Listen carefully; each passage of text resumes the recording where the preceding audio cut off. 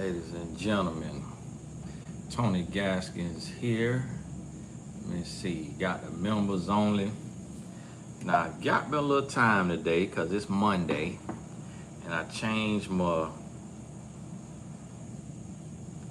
coaching schedule where I tried to take Mondays and Fridays off of there.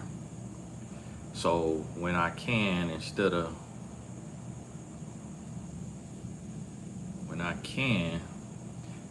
pre-recording and uploading, I'm gonna just go live on here. Look at my calendar though, just make sure.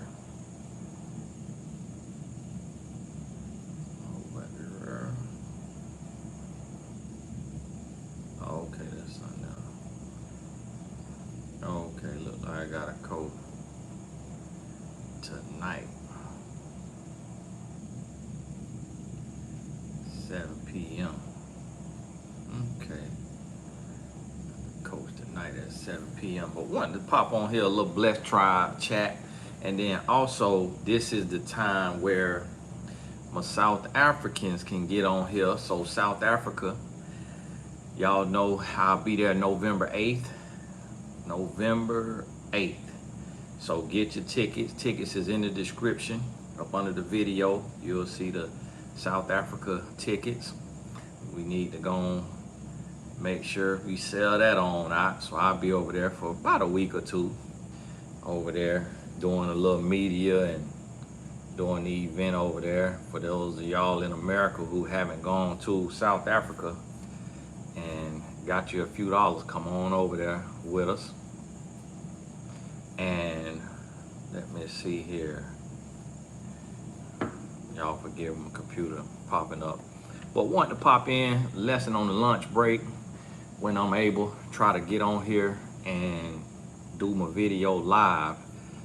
And as you can see, only the Blessed Tribe can chat on here. Costa Rica is, this is an iPhone Kiera. Costa Rica is October 24th through the 31st. So I'm gonna be gone to Costa Rica, then coming home for a few days, then getting on the plane headed to South Africa. So I'm doing a lot of traveling end of this here year. So y'all be on the lookout for that there.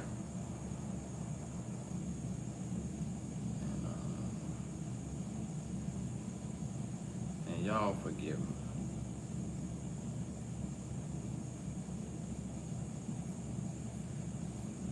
I got to pull up my messages since I'm on my phone. Keep an eye on my phone.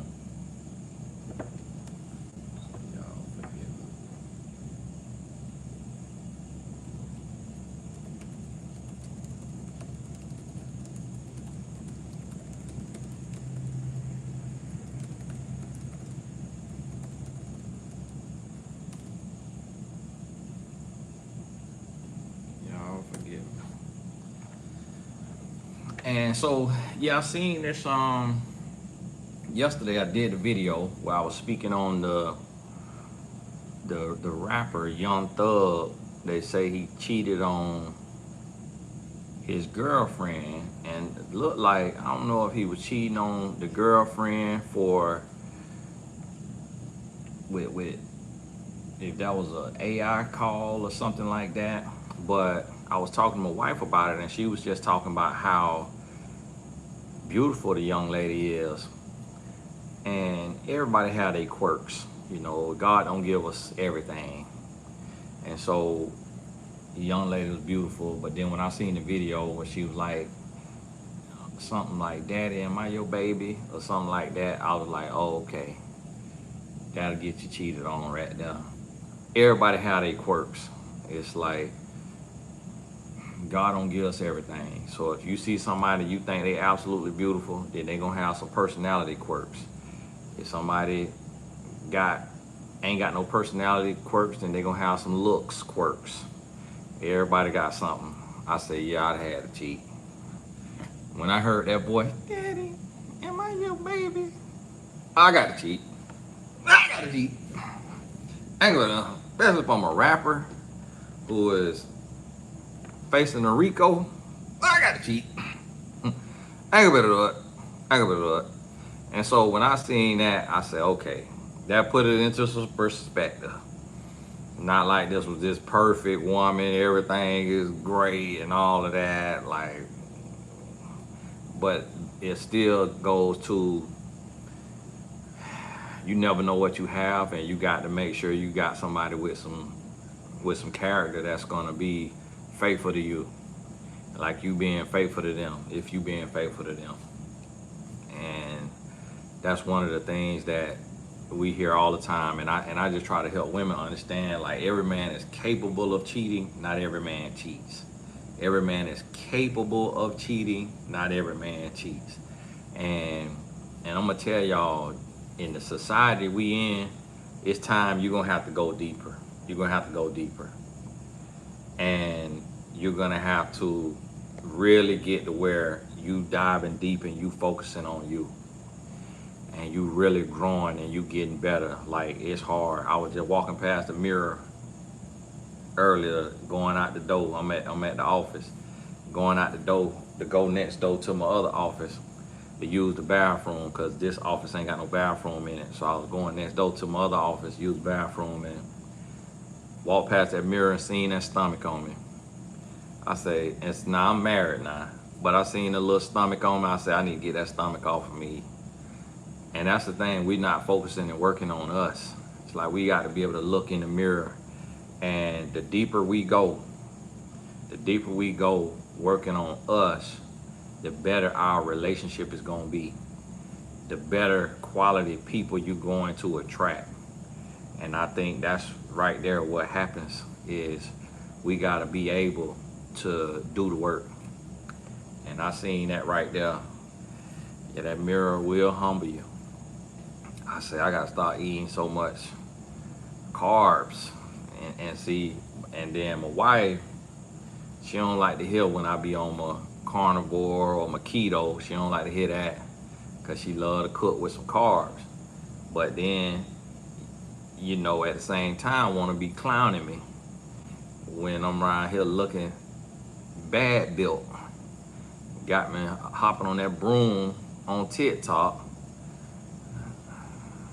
I'm like, see, if I was hopping on that broom with an 8-pack of abs, my wife had me jumping on the broom, talking about she finna edit it into a video of me flying on the broom. I'm thinking that she done found an AI app that could edit me jumping, edit me into flying on the broom. It was a TikTok prank. So she over there posting on her TikTok, and those of y'all who follow her and follow me in the comments, key Ken. And I'm over there hopping on the broom with that stomach on me. And so that's why I say, when I'm talking to singles every day, what I'm noticing is y'all not doing enough work on yourself. You got to do more work on yourself. And sometimes it'll just be one thing. It'll be one thing. And your tracks might be too high on top of your head. You didn't get the braids tight enough, low enough, so you got a hump on your head.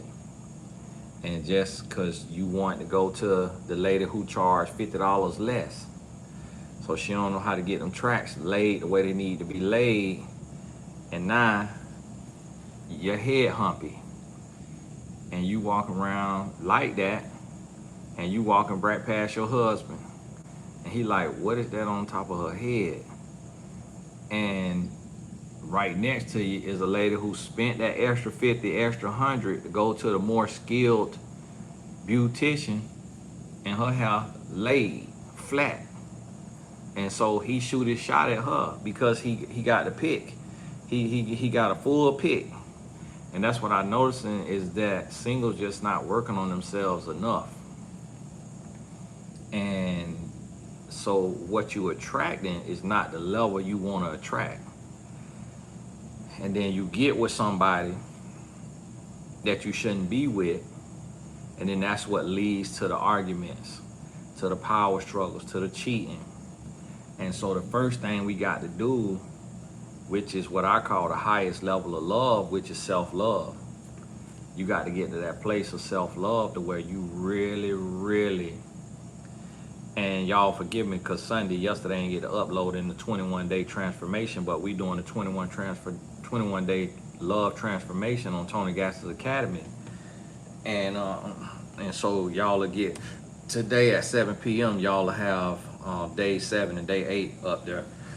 So on Sundays, it'll be something a little different because we'll take off Sundays. So Monday you'll have 2 videos while we're in this 21-day transformation. And then our Q&A, we're gonna have to change the Q&A because I may have to do an interview on the 21st in Atlanta at the Gospel Explosion. I'm not sure yet, but may have to do that. And I'll keep y'all posted if we have to push our interview back. But I want you to think about that, because now you seeing that any and everybody, like we done in our life, and we looking at the celebrities because they in the media. And so now y'all done seen Mariah the scientist got cheated on, and then you done seen Beyonce get cheated on, Halle Berry get cheated on, Janet Jackson, everybody get cheated on. And you get to see this over and over and over. So it's like, this is why I always say character is currency. Let a man's character be his currency. And anytime I say that, women be arguing me down. Oh, I got to, he got to have this kind of money. He got to do that and that. Listen, let his character be his money. He gonna get all the money in the world if he got character. If he ain't got character, he gonna end up either breaking you or being broke himself. One or the other. You got to know what matters. Don't worry about that stomach. Don't worry about that hairline. Don't worry about that set of nose he got on him, the set of ears he got on him. All that could be fixed. You could work on all of that. Don't worry about that. Does he have character? Is he a man of his word? Is he a man of integrity? Is he seeking the face of God? And when you can find somebody that's doing that, you done found what you need right there. Everything gonna take care of itself. And Alicia, I feel you on that, trying not to pay attention to the celebrities, but it just is what it is. We ain't gonna be able to get around it. And unfortunately, it affects us.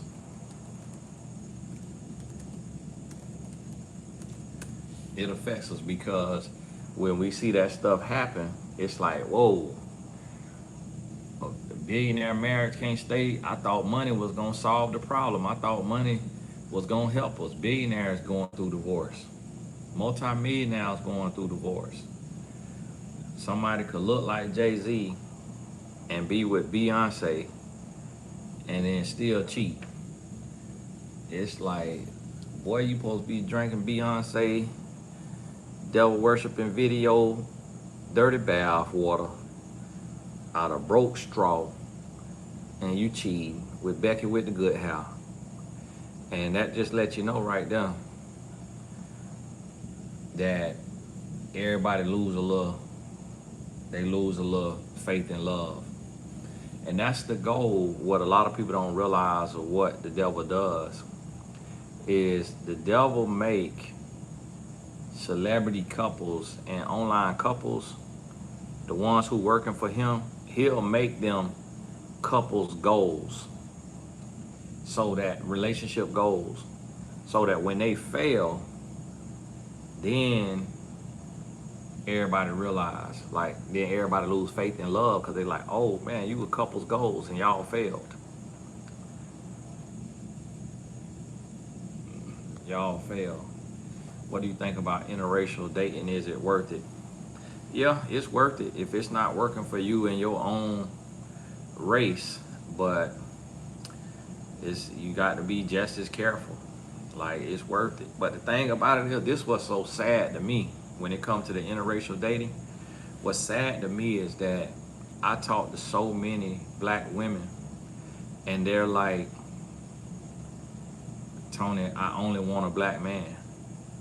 Like, I may be too country for the black women who would be into a white man to hire me for coaching, because they be judgmental.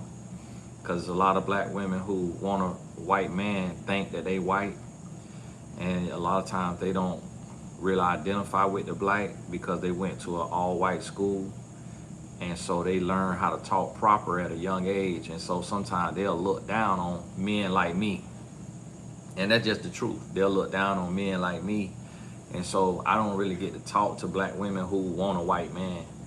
The black women that I coach, I'd be like, well, why don't you explore your option? You know, why don't you, if you look like a white man will be interested in you, and they'll be like, Tony, it is white men that's interested in me, but I'm not interested in them.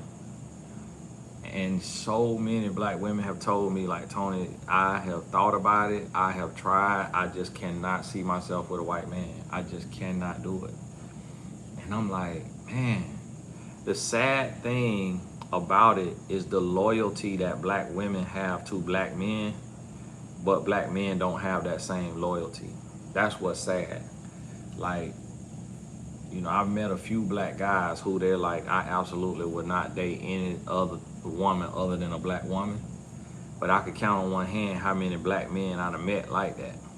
Most black men, they'll hop right on out that race. They'll hop right on out that race quick. And so that's what be sad about it. And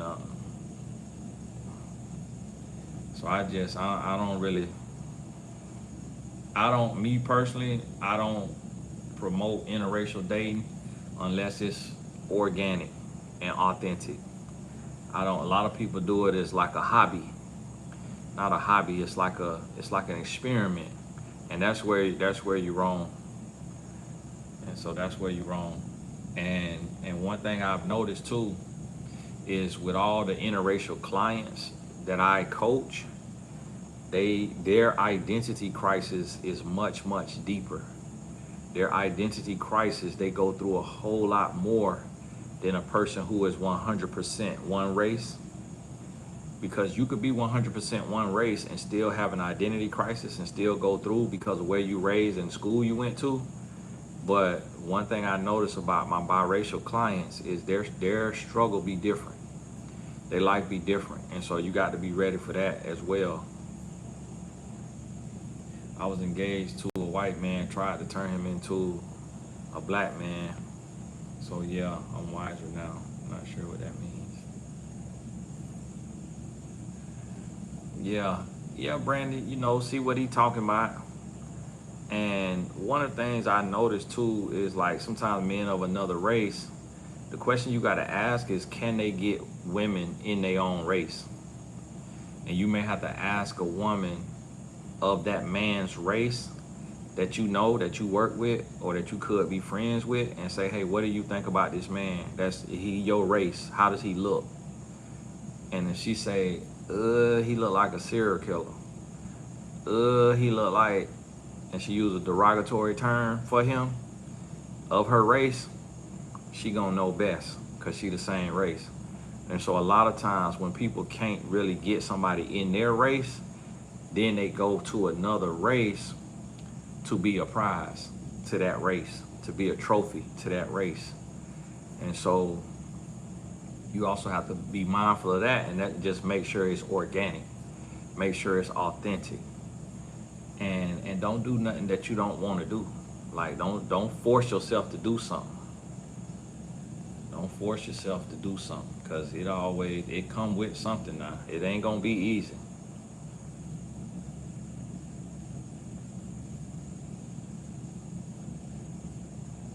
It's not gonna be easy.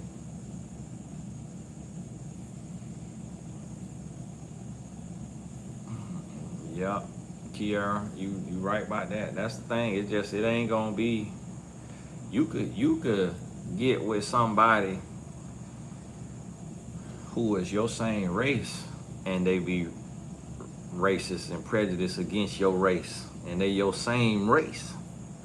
It's black people that don't like black people, but date black people, but don't like black people, and don't like being black. And just like that, the man who he looked like an albino. All he got to say about black people is negative, but he's a black man. And all he have to say about black people is negative. He's an older black man, but his skin is white, but not white like a white person, white like white. But he's a black man. And it's like, sir, if you don't sit down and hush with that Dave Chappelle skit voice, he just be bashing black people. But he supposed to be black, but his skin is white. And all he got to say about black people is negative. I said, well, I know he want to be black, boy. I'm like, my goodness, sir, you got to have an inch of color before you go to talk about us like that. Like, let us talk about us. Sir, you can't be talking about us when you white passing. Nah, come on now. You got to calm down, sir. Take a little bit of that bass out your voice. You getting beside yourself. But that's how he be, though. And that's the thing. You got black people like that. So if you know it's black people that's prejudiced against black people, when you go and you date outside your race as a black person, you best believe whatever race you date gonna have prejudice towards black people. Just because they'll sleep with you, just because they'll marry you, don't mean they don't believe some of the stereotypes. So they're gonna believe some of the stereotypes, and it's gonna go both ways. So you gotta understand that. And even when you date outside your nationality, like my wife is Jamaican, and it's other islanders that I know, that I talk to, and they say, yeah, man, Jamaicans is known to be uppity. They think they all that. And that's what one of my homeboys, who is Bayesian from Barbados, that's what he say about Jamaicans.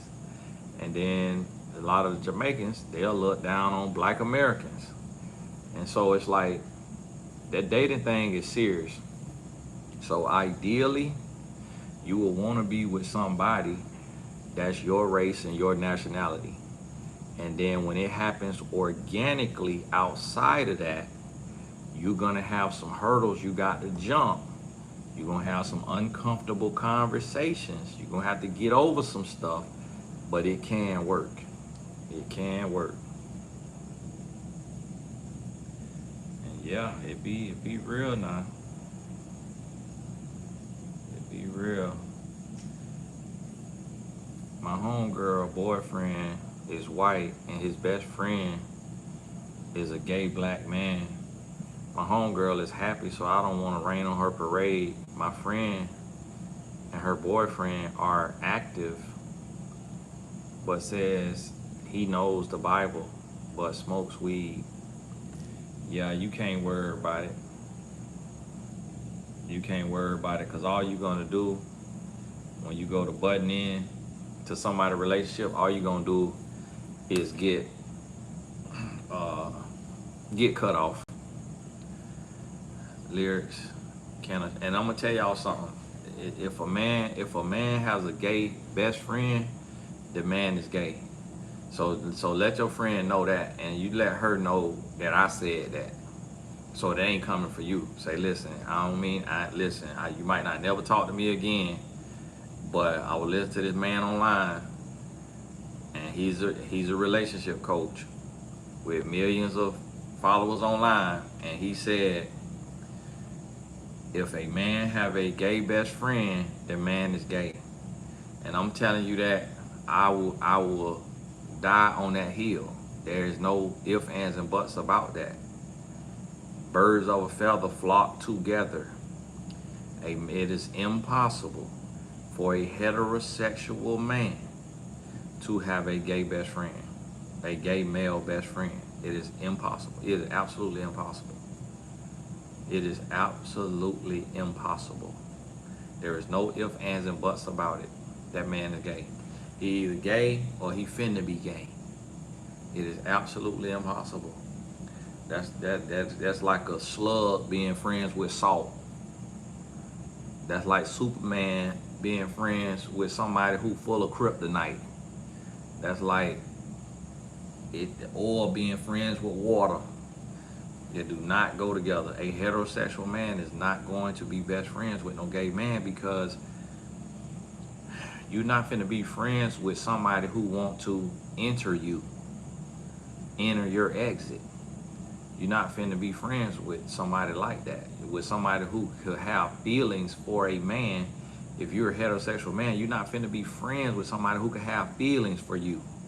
No matter what they say, oh, I ain't attracted to you, I ain't like that, we ain't like that. Yeah, whatever. Man, go on somewhere with that. No, brother. All right, I'll holler at you. Fist bump. All right, bro. Good talk. Hey, good talk to you, bro. Hey, all right, yeah. Yeah. All right, yeah, I see you. Mm-mm. That's what these men trying to pass off today. And that's why I try to tell y'all too, like, you have to be careful with these men who will get you as a cover up. Like, a lot of gay men, they get with a woman who is twice their size, because it's not about attraction. It ain't. And then some people like, oh, some men just like women that's twice their size. No, they don't. No, they don't. He need to be the same size as her. He need to be the same size as her. The man got to be the same size as the woman or bigger for it to be authentic. A straight man will never want a woman that's bigger than him unless she became bigger than him after he got with her, and it was their kids or a health, something she went through in her health that made her bigger than him. It just, a man want to be the biggest in the relationship. That's why a lot of short men don't want a taller woman. That's why taller women don't want a shorter man, because the woman want to feel secure. So as a man want to be able to curl his woman. Man want to be able to lift his woman. And so he got to be her size or bigger in order for him to truly be attracted to her. He could be attracted to her spirit and her personality. And that's why I try to tell people. So a lot of times today, y'all have to be careful of this, is a lot of gay men are hiding in plain sight. And then it was some I don't know who it was. It was like, Tony, you sure be addressing gays and stuff like that. Yeah, I'm addressing it because that's becoming the epidemic. I'm addressing it because it's a lot of men that is dealing with men, and they around here spreading AIDS because they sleeping with men, but then going to get married and get with a woman. It's a lot of men that is into men that's getting with women, and the woman just won't love, so she can't even tell. I seen a guy reel the other day on Instagram, and everybody in the comments was like, do his wife know? And guess what his wife feels? He's a black man. Guess what his wife feels? White. The reason why this gay man, he not out as gay, but the reason why he got a white wife is because he knows she can't read a black man the way a black woman can. So the comments was full of black women like, does this man, who is this man wife? Does this man wife know that this man is into men? And because it's clear as day. That's why I try to tell you, like, with your own race, it's gonna be a different type of judgment, because they could see you. They grew up with you. They uncle is you, they auntie you, they brother you, they sister you, like they know you. But so what's happening is, today, there's a lot of gay men that's going and getting a woman who is, something is different about her. Like something has put her in a place to where she just desperate for love. Like she just desperate to be in a relationship. And so she's not gonna ask a lot of questions. She gonna sense that this guy's a little feminine, but she gonna turn the other cheek because she tired of being alone. And it could be, she could be brittle bones syndrome. You know, brittle bones where you little and you in a wheelchair. I've seen women like that with a man.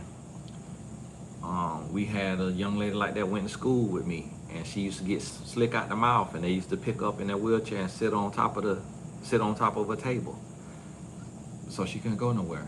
I've seen women with brittle bone syndrome with a gay man. I've seen women who are 2 or 3 times the size of their man, and their man is gay.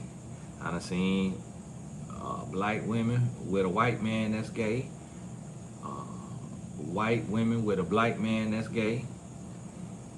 So these men, they going and getting a woman that can't read them, or that's just too desperate for love to ask any real questions. And y'all have to be careful about that. And if you want to know, show me the picture, and I'm gonna tell you, I'm gonna let you know, because I don't like the deception. My thing is, if you're gonna be gay, you got to deal with God, but I don't like the deception. I'm not homophobic. I'm not no gay basher. I learned the whole alphabet because I was on a TV show where we had to say LGBTQIA, and I added MNNOPQRS to it. But you have to understand that what I'm against is deception and manipulation. And it's the same way around too. It's a lot of gay women that have a man, and they will get a man that can't read them, and then the woman have a girlfriend on the side, in the quiet, and just got this man who Humpty Dumpty fell off a wall, and so he's not asking no questions. And the woman may out-earn him, so he ain't asking no questions. And the lady gave us all out those. And so that right there is happening. And that's why I try to tell y'all that the way the devil work is sexual immorality. That's what the devil working on, sexual immorality.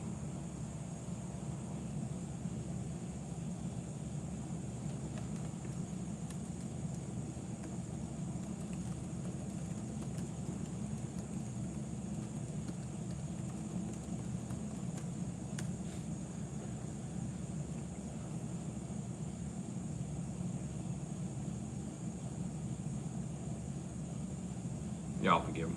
Runs from a boys program.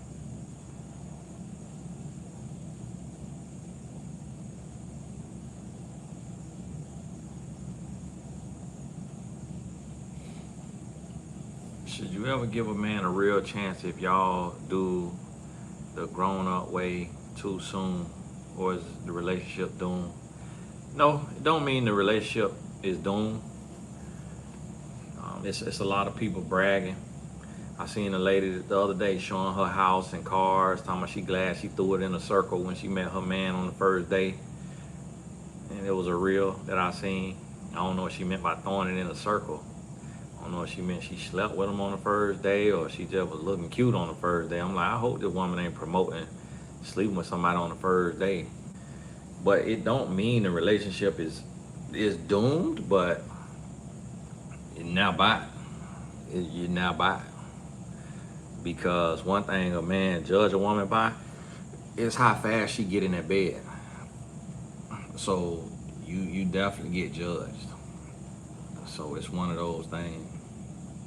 What do you think about Aaron Pierre and Tayana Taylor? Aaron is one of those guys to where, y'all forgive me, somebody had put something in there in it.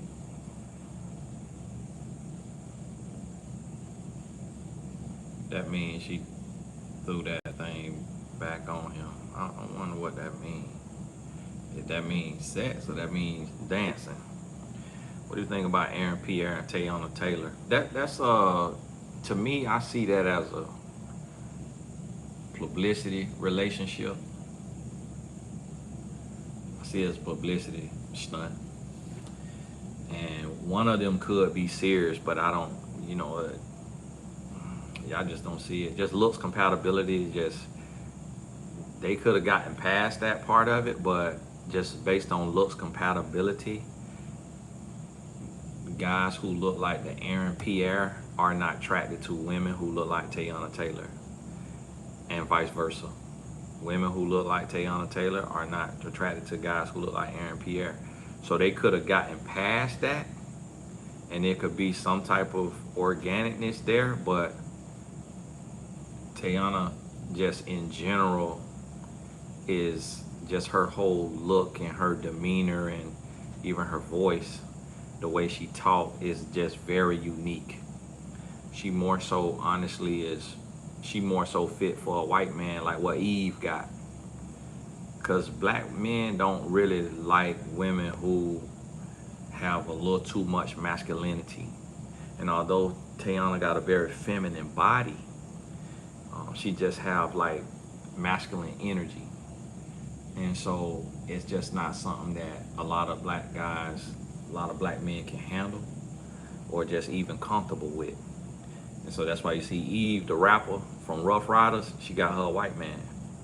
Because a lot of times, and I talked to a white guy who's just very diarrhea of the mouth, and he's also a historian, so he studied people and events and all of that. And he told me, he said, as white men, anytime they see a white man with a black woman, it means that the white man likes to be dominated. And I was like, man, that's pretty intense. He said, yeah, he said, because black women have a lot of masculine energy because of what they had to endure in life.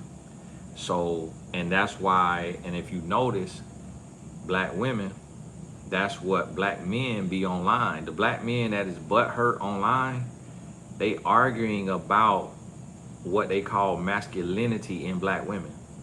And so what do they all say about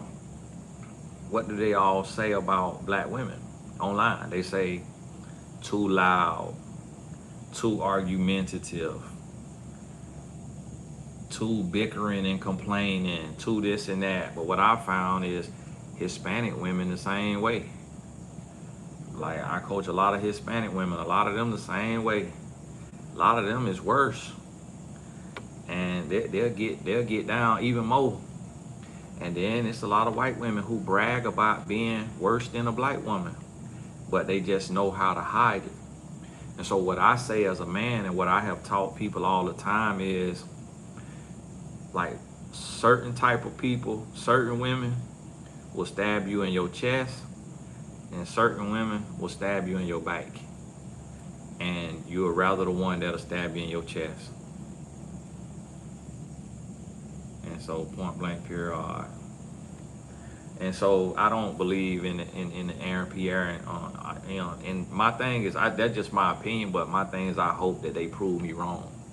Like, I hope that they could, because we need couples like that to work so it can get the general public, because even though we don't like to admit that we look at celebrity relationships and we glean something from that, we need those couples who look like they don't necessarily go together to go together, because then it helps other people explore out the box, out the norm. So like with somebody like an Aaron Pierre, he typically, honestly, his type is more so into white women, like a very pretty white woman. But because he got so ingratiated by black women, he's doing the absolute most, and he wanted to get the strongest looking black woman to further that black woman fandom. And so, and that might be what he attracted to, because sometimes a lot of times what people don't understand is light-skinned people go through a lot. A lot of darker skinned people, they don't believe that. Like, what a light-skinned person go through? Light-skinned person don't go through nothing. They get everything. But then when you talk to a light-skinned person and you are just unbiased, and you listen to a light-skinned person tell you their story, they done been whooped on.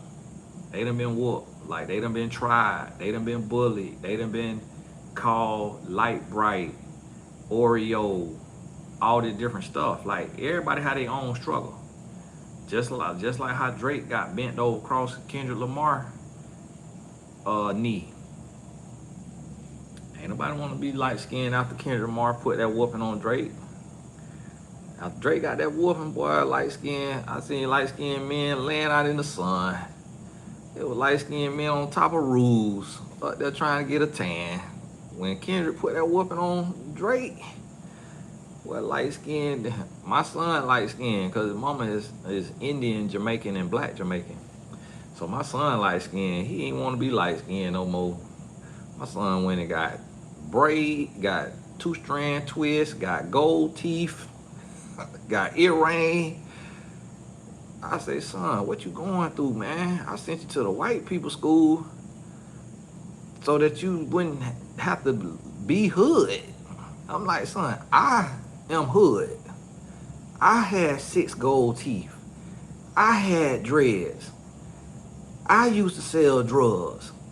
I used to be in the streets 21 hours a day with a gun in my lap and sleeping with a gun under my pillow. I sent you to the white people school so you ain't got to be hood. Now you out here looking more hood than I used to look. I'm like, what's going on? He like, Dad, but I'm smart. He was like, this is just what I like. This is just what my son went to school. He texted me, Dad, I love being around black people. I'm like, that's good, son. Congratulations. Like, I ain't sent him to the white people school for that, really. I just want him to get a good education. And at them places, just be majority white. And I started to regret it after he got older and started identifying with Trump.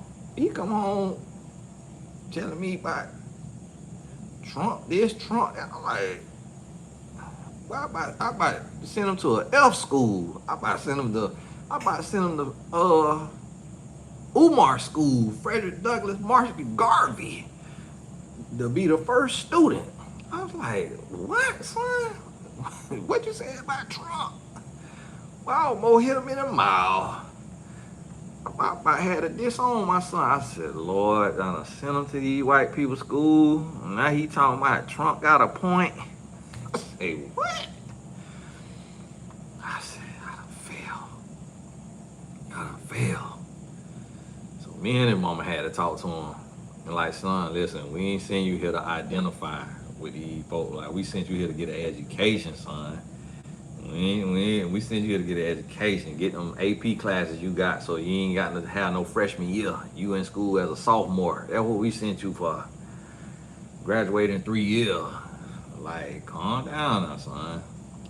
But my son told me that online, on TikTok, all of the jokes is light-skinned black guys is gay and soft and weak, and dark skin is tough.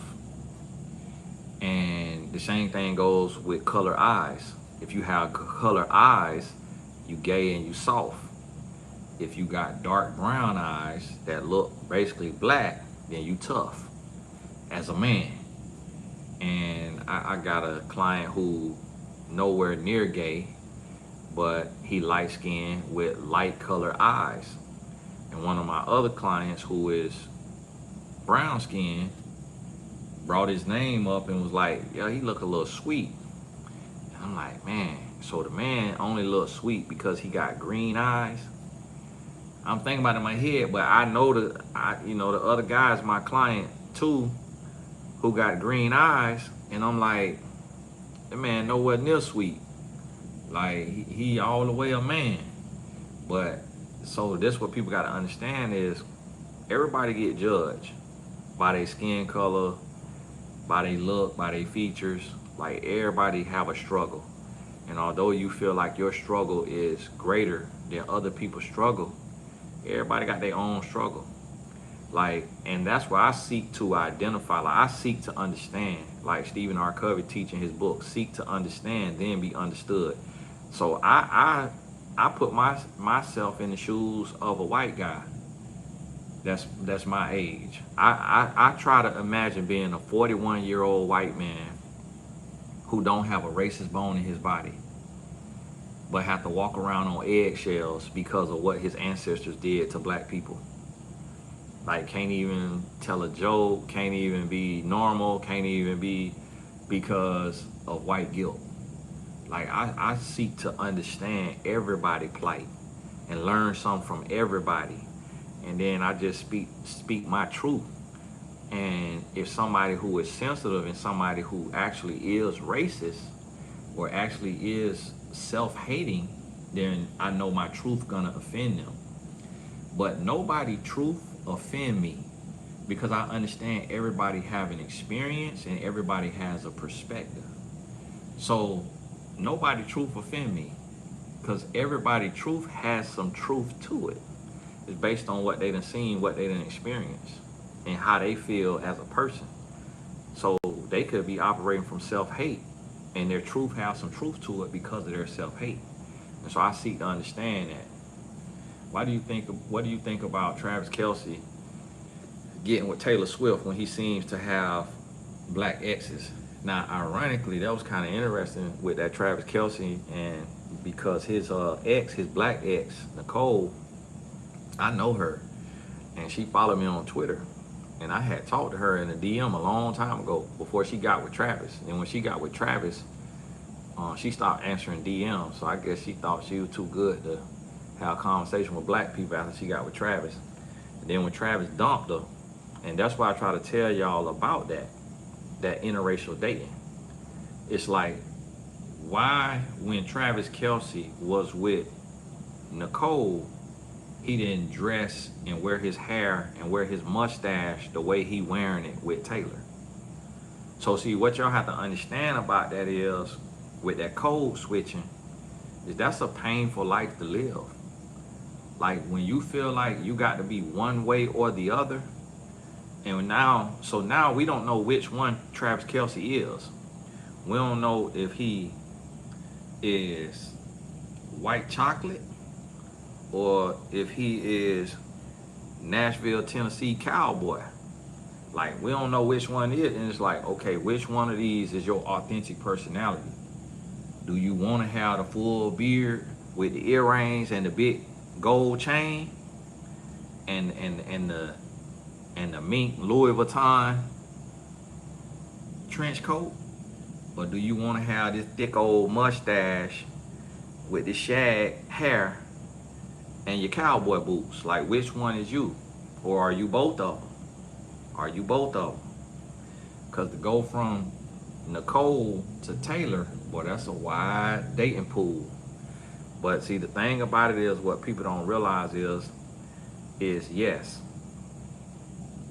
Taylor Swift could be a great person. She could be a really nice person. To me, she seemed like a great person, like a great lover.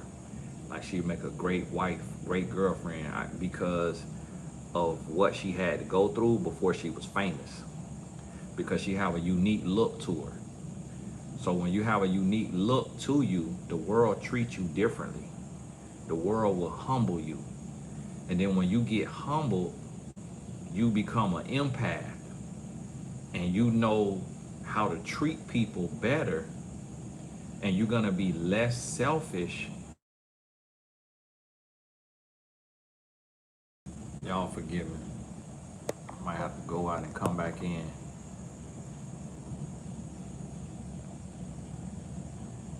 Let me see, can y'all hear me? Can y'all hear me? Can you hear me?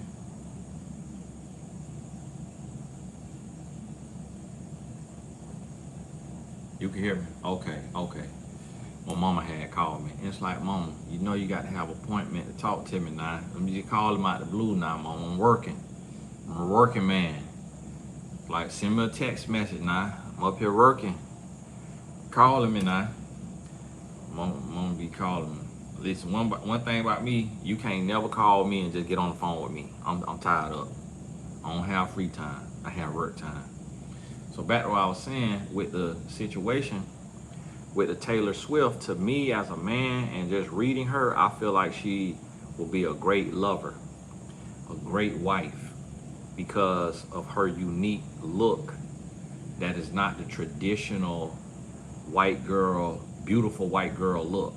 if you notice the traditional beautiful white girl look, it'd be the blonde hair, blue eyes, you know, tall, with the, you know, with the old setup there, and old everything, you know, features be a certain way. And Taylor have her own little look to her, and that look oftentimes get overlooked, and that's how she even single. Because, and this where it show you where a lot of times people can't get past the physical. Because how is somebody on Taylor Swift level even single and available for Travis Kelce at this point of their life? Like, they not 18 years old. And to be honest with you, you know, men like myself who, you know, we'd have been with Taylor. We'd have been with Taylor for that money. The old me. Nah, when I was a gold digger. See, now I'm the breadwinner. My wife don't work. But the old me, man, I was looking for me a Taylor Swift. I needed to be somebody with some money, man. I was tired of struggling. Like, man, listen. Oh, you got some money? Oh, I'm finna walk in step. Oh, what you need? What you need? Girl, give me that toe. I'm in the bottom of that foot. That was one thing about my life that I didn't get to experience, is a woman with some money. And to God be the glory, because I wouldn't have been in my purpose. I wouldn't have found my purpose had I met me a woman with some money. I ain't even get to meet a woman with a BMW before I got off the market. And that's the one thing that I was looking for, a woman with some money. I talked to one white girl, and we on the phone, and we talking. I don't know how I met her. And I'm like, yeah, so okay, so yeah. So we talk. I said, what kind of car you got? She said, I got a Mercedes Benz. I said, yes. Well, I was like, yeah, well, finally got me a woman with some money. I think I was in high school. She was like, I'm gonna come pick you up. She was friends with a girl who went to school with me. She came over to pick me up. This child was in a 80s ends. I said, I thought you had a Mercedes Benz. This thing, we got to push this thing to the movie. I say, the gear shift getting stuck. We can't get in reverse. Had to stick a screwdriver in there to shift the gear. I say, I had to hold it together. I say, so yeah, who got you this car? My dad gave me this. Like, he must don't love you. Like, why would you put somebody in a 20-year-old Mercedes Benz? Like, you better off getting a new Honda Civic. Like, what's the point of driving a Mercedes Benz? This is an antique. We can't even get past 40 miles an hour. I said, oh no, I'm done. I'm done gold digging. Cause see, this how I'm finna begin finesse. I need to get like what I like. And what you like never come from money. If y'all notice that, most of the women, anytime you see a billionaire daughter, she is not a looker. Anytime you see a multi-millionaire daughter, cause the millionaire and the billionaire be done stole all the gene pool, and the kids be looking, ooh, glad you got some money. Ooh. Cause that's the way the world works. God does not give you everything. If you think back to high school, the prettiest girl parent looked very interesting. The most handsome guy parent probably looked very interesting. God don't give you everything. So you got to think about that. And so when we see these couples, it actually makes us, when you single it determines who you gonna date and who you gonna look for. But we never, with the celebrity stuff, you never get to see the behind the scenes. You never get to see that. So like with Travis and Taylor Swift, I think they could last. I really think they gonna last. But if you notice, the guys who a little less experimental, they didn't work out with Taylor Swift. That's how she got them hit songs, from guys taking her for granted, guys messing her over. They didn't want her. Because they were looking for aesthetics. They wanted the aesthetics. Taylor, she got a little overbite, look like. She might have a little overbite. But now if you bought that money, and see, that's why I feel like that could be the black in Travis Kelce. That little bit of black in him, he could see that bag and be like, hey, listen. Hey, listen. What? Listen. And so I be having them conversations with my wife. I'll be like, baby, listen. And I said that a long time ago to her. I said, baby, listen, there's only two people I'm gonna cheat on you with. Oprah or Beyonce. But that B. She be like, don't say that. Don't say that. I say, I'm just joking now. I say, I'm just joking with you now. But she helped me realize, don't say that. Because I'm building a brand, and one day I'm gonna be big enough to talk to them and have them in my phone. Like, yeah, I done met Oprah and went on her show and been interviewed, but I ain't get a phone number to be like Mama O. But see, that was the old me. That was the hood me, the gold digger. Where I'm like, hey, man, that money. And so guess what? The same way money could buy a woman, some women, money could buy some men. And you got to be redeemed. You got to be renewed. And I started to learn that about what guys would talk about, because you got guys in the red pill who they don't trust women, they don't like women, they don't love women, they don't like that. And so you got them guys in there who they don't like that. And y'all got an overbite too, and butt tea. So we all got it. And you got these guys who they don't like and trust women. But my life I didn't grow up being hurt by women. So I took a different approach, to where my approach was more so, let me give away the game to protect women. But then as I started to live and I started to learn, I started to see what the guys who had been hurt by women, I started to meet and see those type of women, and was like, oh, okay, the red pill, it's not all lies. Like there are women. I would meet women in coaching, and in my first 2 years being online, I didn't post my wife because I was coming from a hood mentality. So my mindset was different. So I wasn't posting and promoting my wife. Like, that's just not something that we did back then. It wasn't a thing, because you more so also not only leaving room to cheat, you also thinking of protection. Like, I don't want this person who I love to be targeted. And I would meet women and they would be just talking like, oh, I like your messages, I like your quotes. And they would not mention that they got a boyfriend or a fiance or a husband until I mentioned my wife. And I might be done talked to them 3, 4, 5 times on coaching sessions, and they would not mention that they with somebody. And that's when I started to learn, like, oh, because this woman see a picture of me and Oprah, she think I'm a millionaire. This was before I became a millionaire. She think I'm a millionaire. She think I'm somebody. And she open to leaving her man.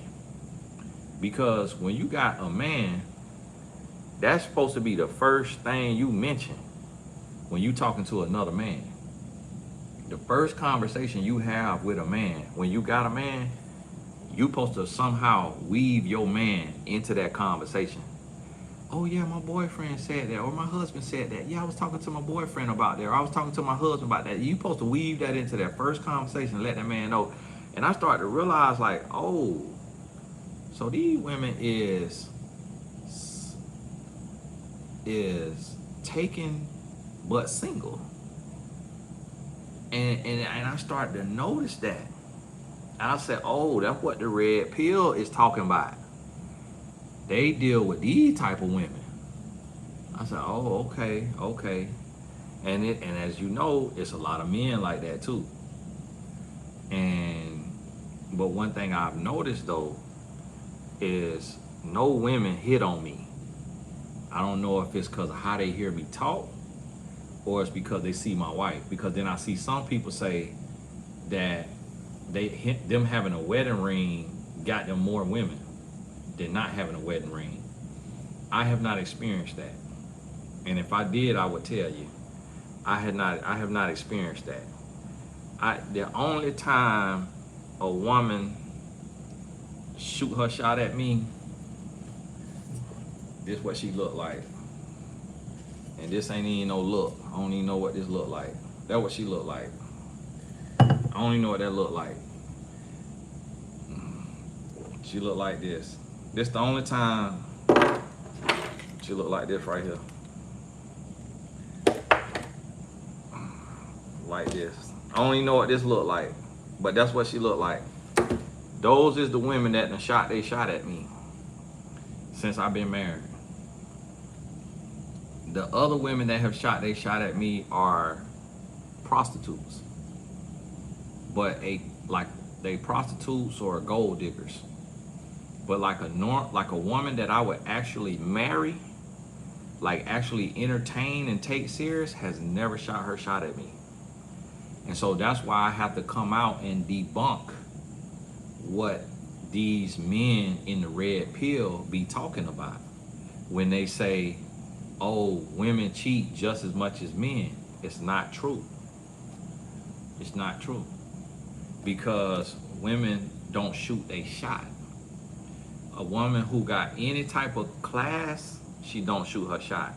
A woman who is trashy, a woman who have no class, she will shoot her shot. She open to being the other woman. But a woman who got class, she not finna shoot her shot. Point blank, period. And I'm just here to tell you, like, one time, this probably 15 years ago, this lady was retweeting me, and I DM'd everybody who would retweet me twice, because I blew my brand up, my name up on Twitter first in 2010. And this lady, she retweeted me, and I would DM every person, say, thank you so much for the support. If I can help you in any way, let me know. My email is tony@tonygaskins.com. And it was a different email back then that I had that was started by, ironically, a cool little story. My first Gmail was started by Ava DuVernay, the #1 African-American female director in the history. Ava DuVernay used to be one of my mentors. And so she taught me about Gmail, and she started my Gmail. And she taught me about Twitter, and told me to get on Twitter and become the young black king of Twitter. And I did that. And she started my first website too, I think, or maybe my second website. And then she just blew up, got too busy, and rightfully so. Went on to direct a $100 million movie. But the lady, I DM'd her, said, thank you so much for your support. Sent my number. It's just copy and paste message that I'll send to everybody who retweeted me twice or more. And she wrote me back and she said, I would love to support you in other ways. And I didn't understand what she meant. I thought she meant maybe like buy a book or something like that. And I wrote her back. I said, thank you, but the retweets are totally enough. And then she wrote back and she said, that was the nicest rejection I've ever received, or the nicest turn down I've ever received, or something like that. And I was like, man, what she mean? So is she saying she was hitting on me? And so it was me being naive. Once I hadn't changed my life, I was naive. So I clicked on her page and I seen her with these other girls. This was a white woman that did this. That was another thing too. It wasn't, there was a white woman that did this. And then I seen her with this girl on her page, and I had already talked to that girl. That was a black girl. And the black girl had already gave me a list of all of the NBA and NFL players she hadn't slept with. And she was like an escort. So I'm like, oh, the white woman is an escort like the black woman, but the white woman present herself in business suits. And then the black girl wear like thong with a see-through dress on. But the white lady dressed like in business suits, like jeans with a blazer, but she was an escort. And so that's who shot at me. And then later this like video vixen, video model shot at me. And then one time a former, I don't know, a singer or rapper shot at me. And she was a black woman, and she was, pretty, but just too much masculine energy. And then she said that, and that's how I knew.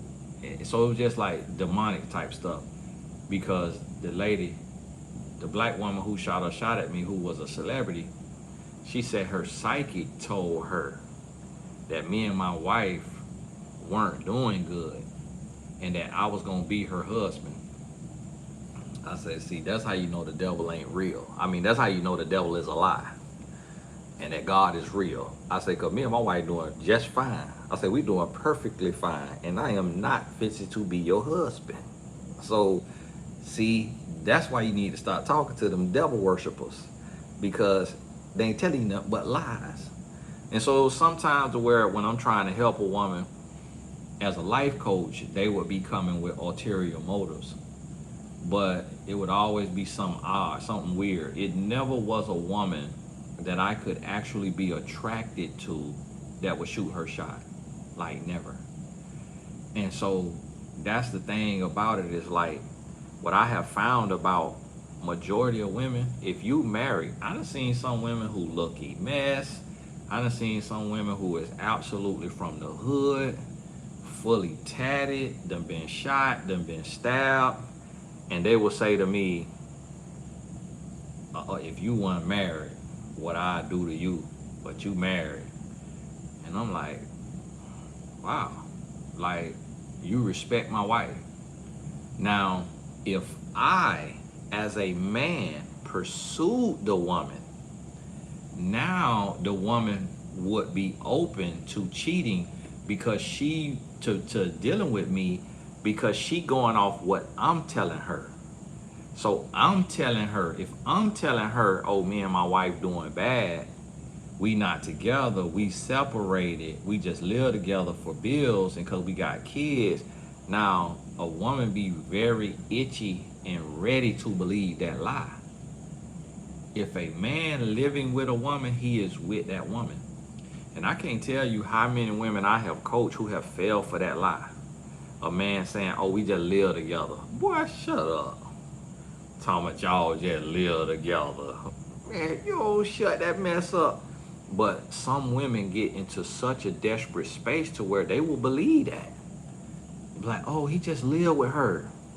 So that's when I learned, like, it take a man to cheat. Because 9 out of 10 women, especially now, and 10 out of 10 women with any sort of class. With any sort of class, you not finna be able to easily cheat with no woman with any sort of class if you got a woman. You just not gonna. And so that's another thing that a lot of people don't realize. They be like, oh, well, Tony, how you stay faithful? Because to cheat actually takes work. Like, unless I'm trying to just go out here and catch AIDS or go pay for something, to cheat actually takes work, because if you got a wife, you got a woman is gonna call you out about that and gonna say, ain't you married? Aren't you married? Like, don't you have a wife? Like, a woman gonna call you out by that. And so that's how women are. And I done already done seen and been around and talked and heard and studied, and I done been in the trenches in probably 4,000 relationships as a life coach. So I know how the thing go down. And so that's what we got to realize is, that's what I try to tell the red pill guys. You got hurt because you chose a woman as an object. You chose a woman with what's in your pants instead of with what's on your shoulders. If you'd have chose a woman with what's on your shoulders, you wouldn't have got hurt. You chose a woman that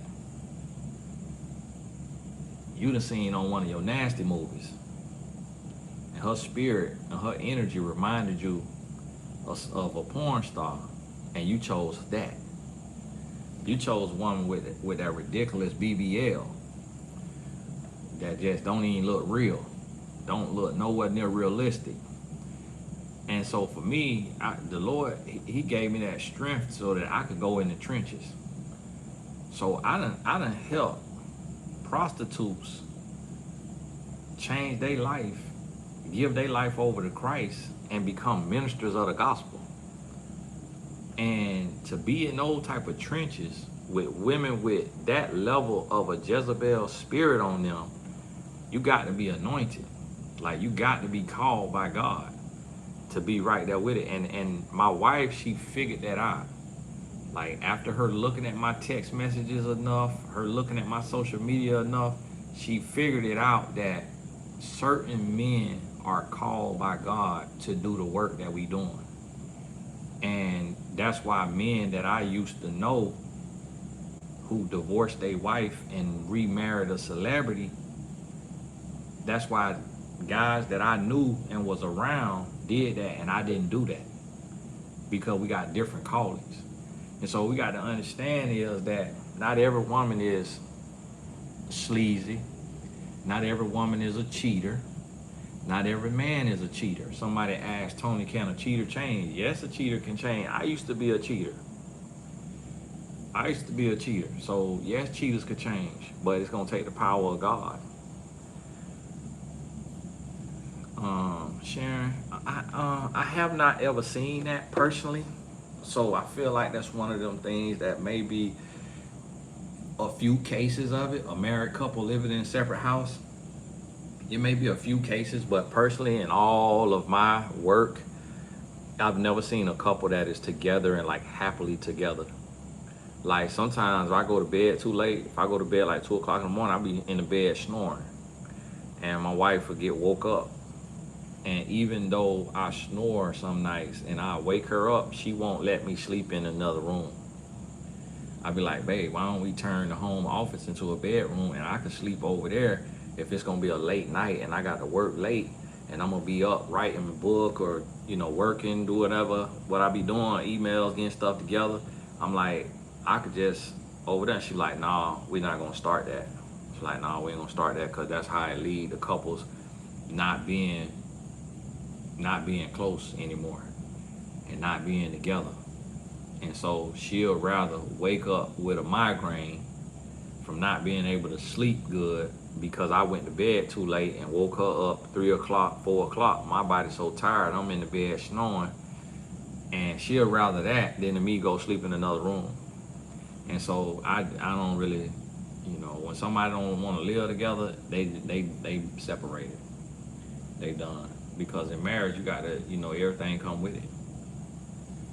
Tony, what does it mean for a man break up with you? I recently went through a breakup, and he broke up with me before my graduation in B-Day because he was my first love. I let him back in. When a man break up with you, it means that he want to try some other women. That he feel like you're not the one, and he need to explore, and he need to try some other women. And sometimes they'll come back. They'll come back for that. Oh, look at that. I bought Bose quiet earbuds, so when my hubby snores, I hear nothing. Let me tell my wife to get those Bose quiet earbuds. And you know what? I thought she just bought my son some type of.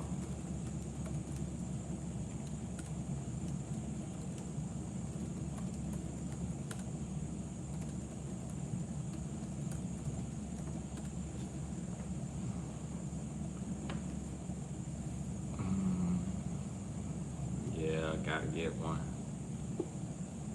But yeah, hey, want y'all to think about that. So we on our love transformation right now on Tony Gaskins Academy, and we also, you'll see the link in the description to my Kickstarter.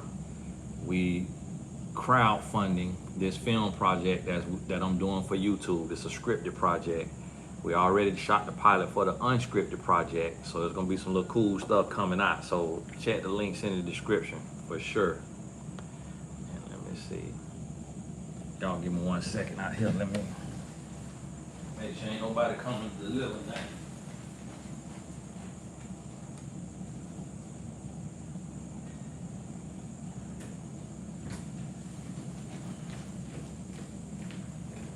All righty.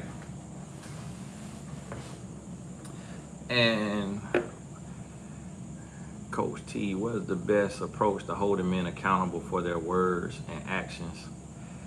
You have to move. You got to move accordingly. Meaning, if a man lying and he ain't keeping his word or his actions, you got to create distance. You got to let him know you're not gonna be there to keep listening to the lies and reinforcing what he's saying. So if you keep putting up with it, nothing changed, you don't get no distance, you don't stop calling or whatever, he gonna keep doing it. My mom, Black American, and dad is Jamaican. I don't get along with many African Americans I know, but cultural differences with dating islanders. Thoughts? Yeah, that's gonna be a tough one. It's gonna be a tough one. But when you find yourself in those situations, what it means is you just have to increase your rate of exposure. And sometimes you gotta be the person that starts something. Like a lot of clients that I'm coaching, they in a unique space in their life. And so what we're doing is creating the dating app for their specific type of situation. Because we know that there's thousands of others, maybe 1 million people with that in that same boat. And so sometimes you got to be the person that bring it together. And so there might be a meetup group for people who are, you know, in a situation like your situation where you Caribbean and American. You know, you got Caribbean American fusion. You know, it might be a group on meetup.com that is out there. But then also, if not, you just got to get out of the house more, meet more people.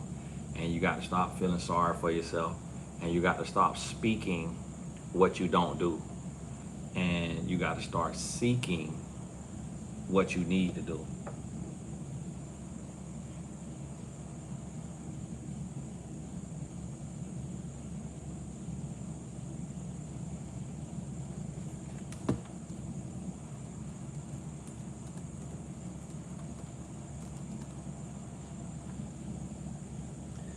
And so that's what you got to do, because see, when you saying, hey, I don't get along with many Black Americans, you got to understand why. You got to look into, why don't I get along with many Black Americans? Like, what's different about them than different about me, and what can I learn from them? And what can they learn from me? And where can I see our differences as our strengths? Can you talk on at some point being single after divorced over 10 years and semi-afraid to marry again, although love the idea of marriage to the right one? Well, Carlotta, what you got to do, for one, you need to be in the 21-day transformation on Tony Gaskins Academy. When you done been married and you done been divorced, you got to start all over. You got to learn love, learn relationships, learn men, learn yourself, learn women, and you start all over from scratch. And then what happens, just like in sports, they say reputation remove doubts. repetition remove doubts. The same thing in love. The more knowledge you get, and I know your name. I don't know a lot of people's name, but I know your name 'cause I see you on here all the time. So with the knowledge you have from being over here watching these videos, it's gonna be hard for you to get played. You're gonna recognize the red flag so fast, it's gonna be hard.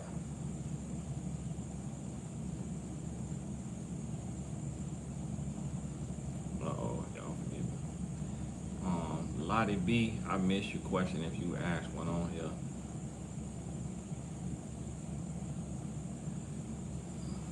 2 kids in 3 weeks, lessons learned. Yep, book a call. You're in the Blessed Tribe, so if you look on the community page, you'll see the discounted link for Blessed Tribe members. This is from my mom. For people over the age of 55, how long should it take for a man to make you exclusive? 3 months at the most still. Really 1 month, but 3 months at the max. Over the age of 55, he done been here long enough to know what he want. And if he don't know what he want inside of 90 days, he playing games with you. ATG, single mom of 2 in the UK, left kid's dad because of his cheating. He's successful with a care provider agency, thinking I made the wrong choice due to finances and kids. How to move through it? Well, if y'all have child support, that's one thing. Try to get you some child support. And I'm sure y'all got something like that over there. If you don't got that, then it's gonna be hard. But you're gonna have to talk to him, and you're gonna have to be the bigger person. You're gonna have to put your feelings aside, and you're gonna have to talk to him and communicate, and just let him know you need help with the kids, and that you want the kids to be in a good situation, and that you want this to be bigger than you and him. And see, sometimes we can do that because humans are amendable and malleable, flexible, but what happens is we let our feelings get in the way. And so we talk nasty, we talk short, we talk rude, and then we put the person on defense. But if you could go to your ex and you could be the bigger person and say, hey, I know we're not together, and I know things didn't turn out the way that we hoped that they would, and I apologize for everything that I did and said that could have hurt you and put you in an awkward position. But I want us to come together and learn how to co-parent, because I want our kids to have the best life possible. And I'm not gonna be mad at you or hold grudges against you, and I wanna work with you as far as custody and shared custody and all of that is concerned, but I just wanna make sure that they got a stable place to live and good transportation. And you're in a better place than I am financially, and I just wanna ask for your help. And sometimes you got to put that ball in his court to see how he gonna handle it. And if he get nasty about it and all of that, you got to understand that that's gonna come with it, because he hurt his ego leaving him and all of that. But you got to kill him with kindness, because it ain't about you, it ain't about your ego, it's about your kids. And so sometimes you have to, for the sake of your kids, you got to stroke that other parent's ego to get done what you need done for your kids. And a lot of people don't understand that, and they put themselves and their feelings and their ego before the kids, and they will intentionally rub their ex the wrong way and take jabs and stabs at their ex verbally, and then that only hurts the kids, because that adult who is immature is gonna get in their feelings, and they're gonna punish you and them kids for their ego. And so if you realize somebody operating from ego, that lets you know that they're a little slow, they're a little off. And so you just got to play to that ego, and you got to use your words, and your words are going to allow you to not have to give up your body. You're not going to have to sleep with them, because you're going to always be able to use the words to explain yourself and why you think this is what's best. And then when you have done everything that you can do, and you done tried everything you done tried, which you haven't, because you ain't had no one-on-one session with me yet, and got no full blueprint for every scenario. But once you done tried everything you could try, then that's when you got to take the gloves off. And when you take them gloves off, yeah, my boy, you finna pay the piper. Yeah, finna have them licensed. You finna lose everything, boy. You don't wanna pay your dues with these kids that you done help have. Yeah, coming for everything, boy. Tried to play nice, tried to talk nice, swallowed my pride, tried to negotiate, tried to work with you. Oh, you wanna be nasty, wanna spit in my face? Coming for it all. Coming for it all. And so that's how you got to do it the amicable way. And then after that, if they make you take them gloves off, you got to take them gloves off. You got to get it how you live, because at the end of the day, about them kids. And if you got to learn a trade, if you got to get a degree, get a certification, if you got to do 2 jobs, 3 jobs from home. I got one client, she worked 3 jobs from home, make $300,000, $280,000. She be on 3 different laptops, doing all 3 jobs at the same time. Moving from one, put her face in front of her, showing the job. She in front of the laptop. She on 3 different laptops, doing 3 different jobs that's in the same industry. And one job paying $40,000, one paying $90,000, one paying $80,000, something like that.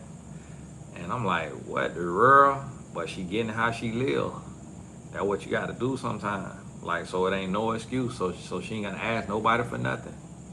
That's what it is. That's what you got to do. And I'm gonna tell y'all something. One of the mistakes we make as humans is we feel sorry for ourselves. And we feel sorry for ourselves, and we make excuses for ourselves. And we just got to figure it out. Got to figure it out. Like right now, this economy, woo. This economy tough. This is a real one here. Everybody feeling it. Everybody feeling it, myself included. Because y'all got to realize, you know, everything that I have for y'all is a luxury. So if you got to choose between TonyGaskinsAcademy.com and grocery, you finna choose grocery. So everybody gonna feel it. But guess what? Can't make no excuses. Got to get up. Got to go to work. Got to do more. Look, I've been on here an hour and a half. It's a part of my work. It's part of my work day. I ain't got the coach right now, so part of my work day. Getting on here living my purpose. Single mom with 12-year-old autistic boy. And I'm gonna tell y'all something too. One thing I noticed, I was looking, I say these streamers on Twitch and all that is making a lot of money. But I went on there and made me an account on Twitch, and cause I'm gonna be streaming, giving Unc advice for y'all sons on Twitch. And I went on 6 o'clock in the morning or something like that. My screen just had blanked out. Y'all let me know if y'all can hear me. Can y'all hear me? It could have been 6 o'clock in the morning and these boys was on there doing a stream that they had been on there all night. Okay, y'all hear me? Okay, good. These boys had been on the stream. They had been there all night on that stream.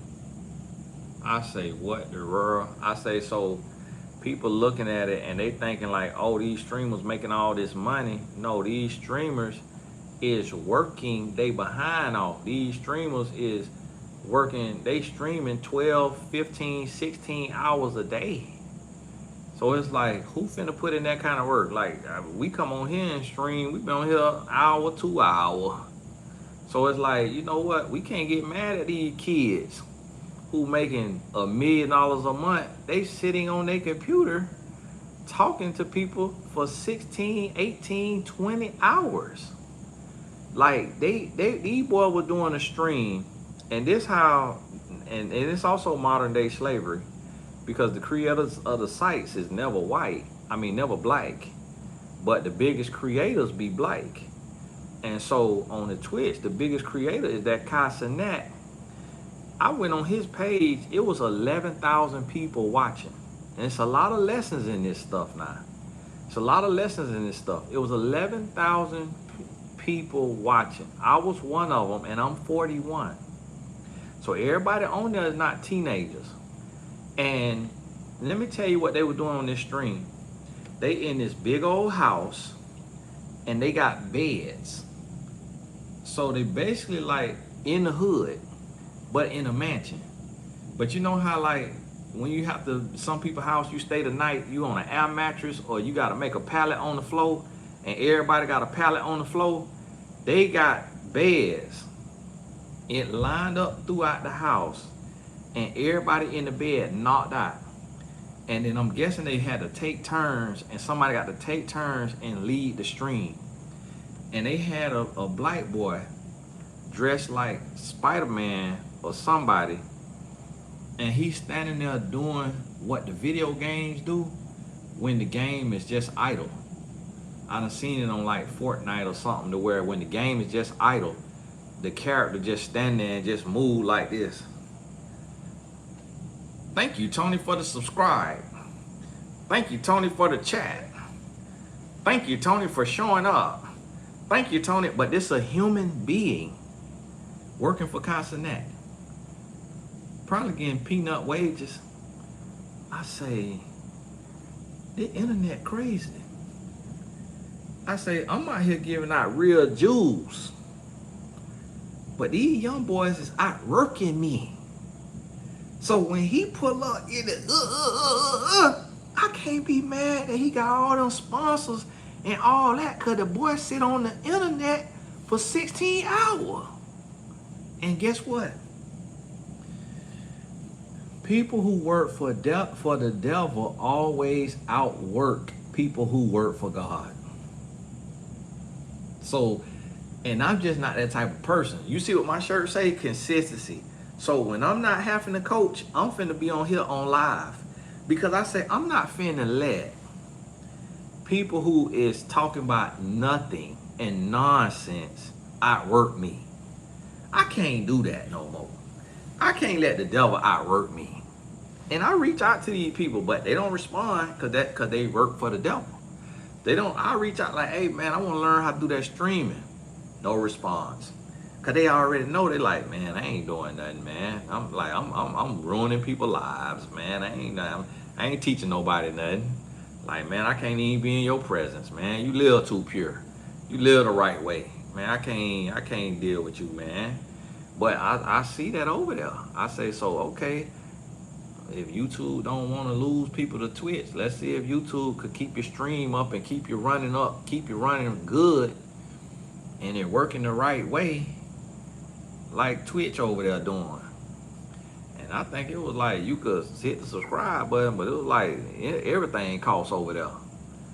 I say, what the world? So I want y'all to understand that like the devil busy. The devil busy. And so for those of us who in the kingdom, we got to get busy. And you ain't got to have no agenda. You ain't got to have no PowerPoint. You ain't got to have no note cards. It's like, just speak on the things that God put on your heart that's going to help people find some peace and some clarity. Hi, single mom, a 12-year-old autistic boy. He's very depressed. I try to support him, but he's so disrespectful and aggressive. Knows right and wrong. Any advice, please, between right and wrong? Danny, God bless you. Now, I would be in the wrong to speak on that, because autism is a diagnosis, a clinical diagnosis. And so I'm a life coach. And so I haven't done the work and studied the brain and how it works. And so my advice could trigger his autism and could create and could make the situation worse. So what I recommend is that you Google and find like a therapist or psychiatrist who understands autism and could help give you a treatment plan to work with your autistic son. And then on mymentor.life, if one of my moderators is in here, God bless y'all to the moderators.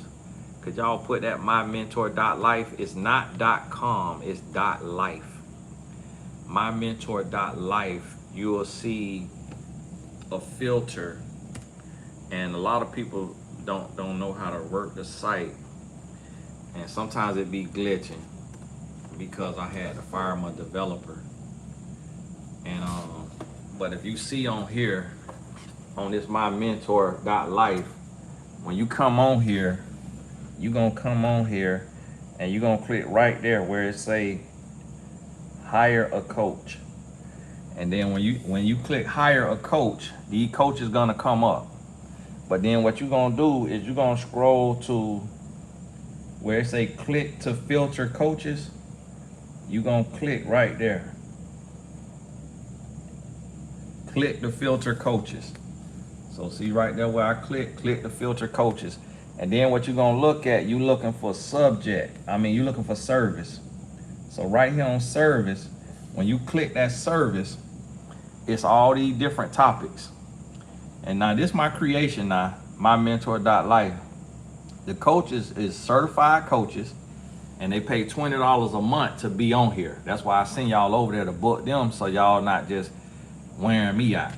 So, and we got, I think, about 500 coaches on here. They pay $20 a month to be on them. So they passionate and they certified. And so you're gonna come down and right here, autistic child care caretaker coaching. So you're gonna click that, and then you're gonna click apply filter. So when you click apply filter, these is our coaches who got autistic children and have figured out a plan to help you. We only got 5 of them. So once you figure out your son, then you could take my life coach certification, and then you join mymentor.life. We might be the #1 coaching site with people of color in the world. And I'm just about to sell it. I'm about to sell it. I'm about tired of running it. And so we got Katrina, we got Harold, we got Michelle, we got Ruth Allison, and we got Valen or Valon. And see, they got the headshot. See, look, and see, I look at people's eyes, look at their face, see what they look like. Then click on each one of them, read their bio, and then book a session. We only got 5 of them. So we need some more autistic child caretaker coaches. If you raising or done raise somebody with autism. And so get on over there to mymentor.life, because they'll have more personal experience. I try to stay in my lane and not step out of my lane. And so they'll have more experience with that. Good to see we got 5 coaches on there. I believe Katrina has been on there the longest. So hopefully her page still active and she can help you with that.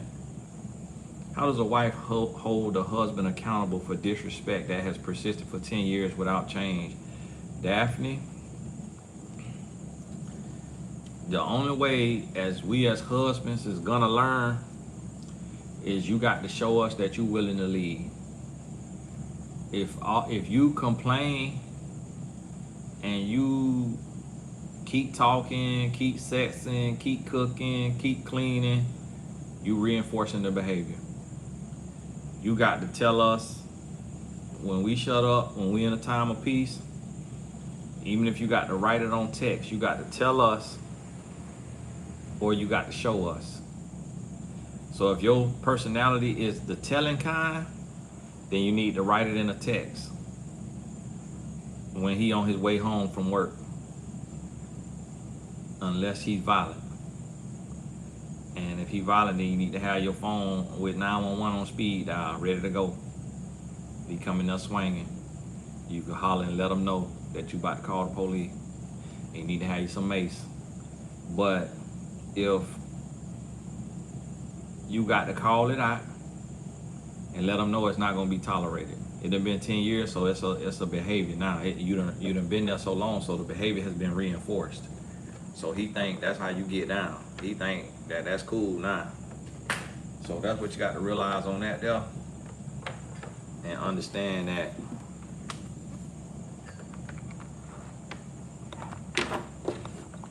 And then what you got to do, if he do it again, you got to get distance. Meaning, you got to get away for 24 hours. Then you're going to go 40. Then he try you again, 48 hours, 72 hours, then 7 days. Then your last straw will be 14 days. And then after that 14 days, the relationship over with. Relationship over with. And you spread those out.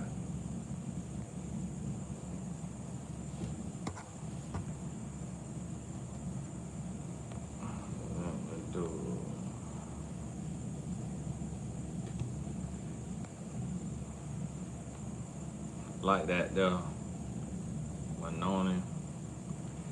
All the important links in the description box now.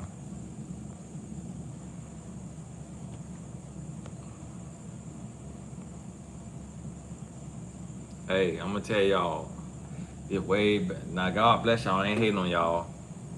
But that's why I try to tell you, get on over there to the All Access membership on Tony Gaskins Academy and take Entrepreneurship with Purpose. Cause me sitting right here, I could be at somebody's job right now. Me sitting right here working for the Lord, somebody thank you for that $1.99. I feel like I'm in here Bumblebee Triple X, old Scripper. Thank you for that $1.99 now. About to lift this shirt up. And so me sitting over here, I could be at somebody's job. But I'm sitting over here working for the Lord. And that's why I try to tell you, Entrepreneurship with Purpose. Take that course. Take the YouTube for Beginners course. Take the How to Create an Online course. And go and tap into your purpose. It's gonna take time to build it, build it, build it. But when it get built, man, listen, it's ups and downs, highs and lows in entrepreneurship. Can't always pay your bills. Can't always pay your bills on time. But the Lord gonna bless you with what you need when you need it.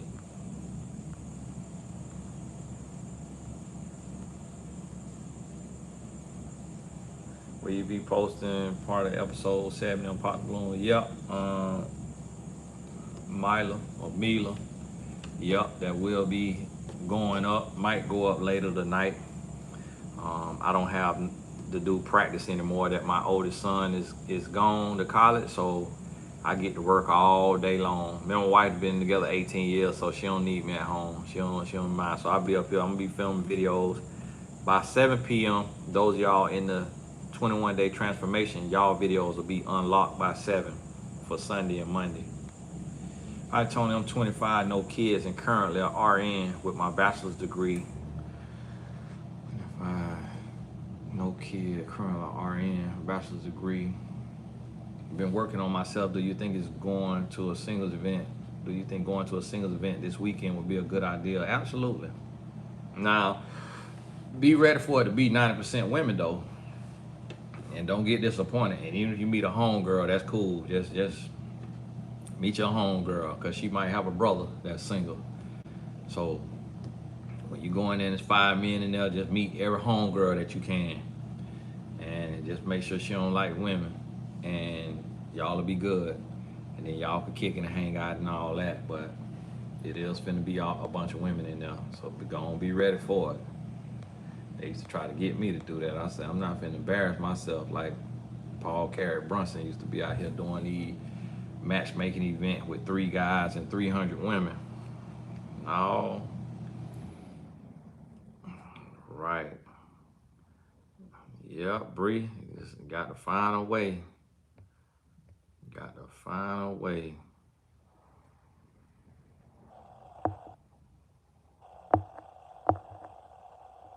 Somebody about to have me take a sock off now. Somebody sent $49.99. Hey, God bless you, Michelle. God bless you. Yeah, Michael. It's a lot of racism in that streaming community. Honestly, they get paid, but they high dollar slaves, because them people want you to stay on that system. You ain't making that money being on that system for 12, 13, 15 hours a day. I'm trying to tell you, Milo. I'm about to get on there.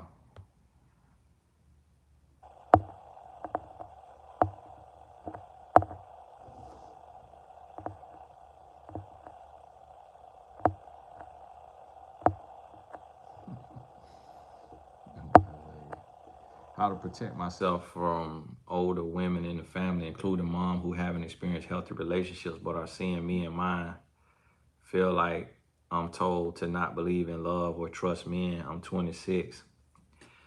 Yeah, that is sad right there, Siani. And you just got to let it go in one ear and out the other.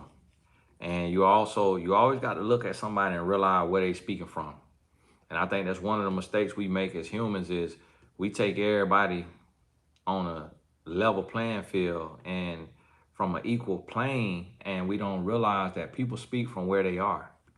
So if I know somebody miserable, if I know somebody is a little different, I'm not gonna listen to what they saying as if I'm listening to somebody who I know is all the way 100%. I ain't gonna let that affect me. So you got to think about that.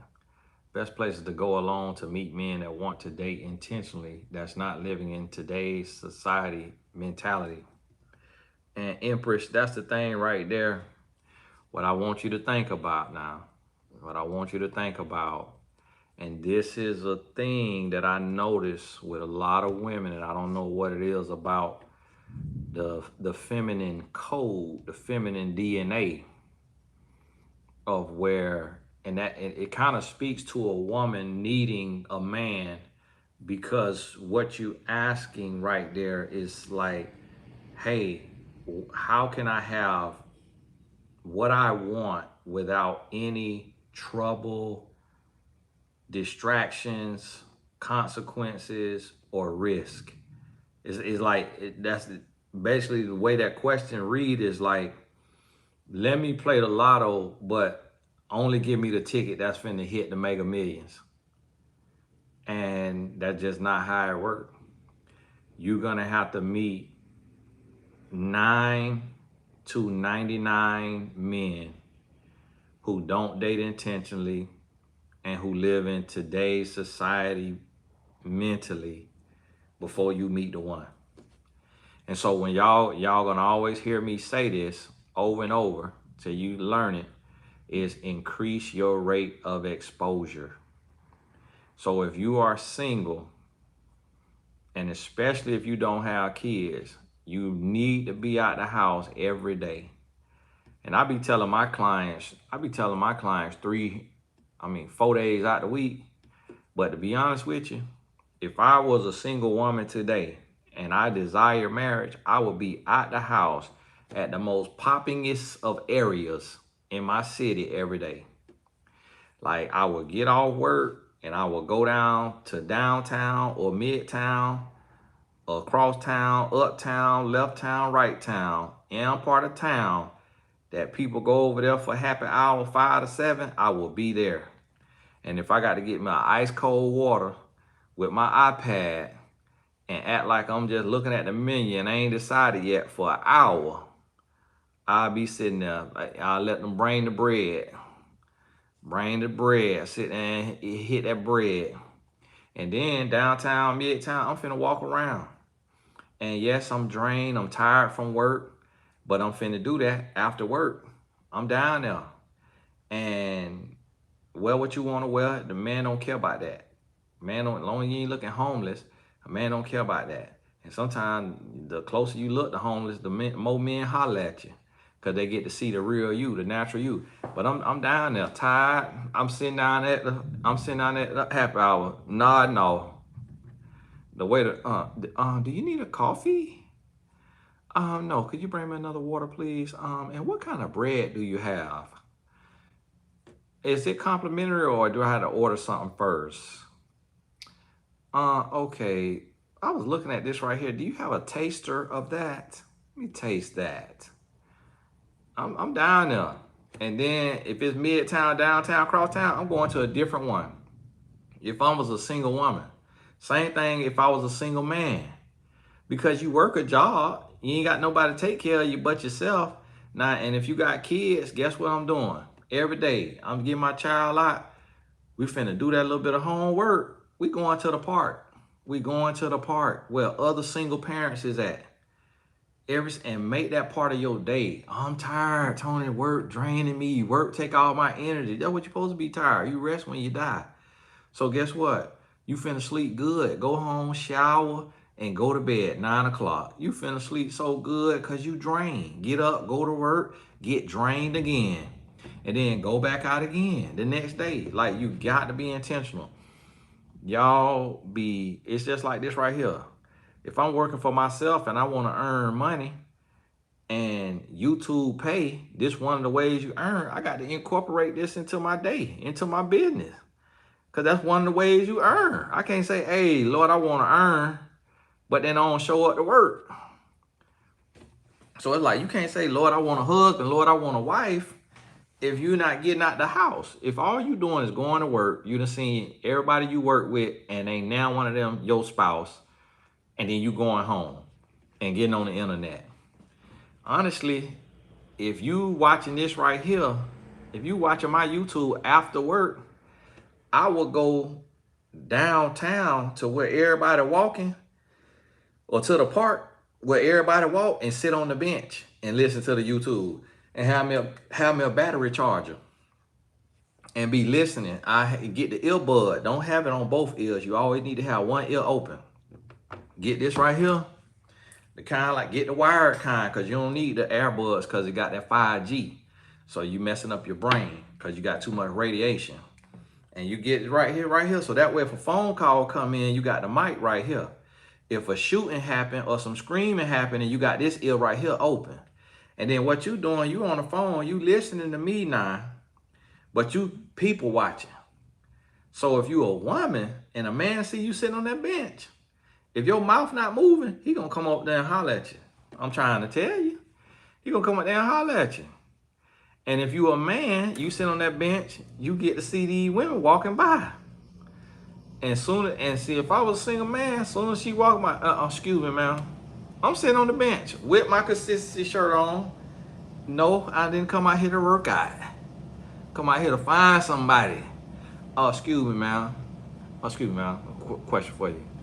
I just seen you walking in. Woo, my goodness, I almost passed. I just want to ask if you single.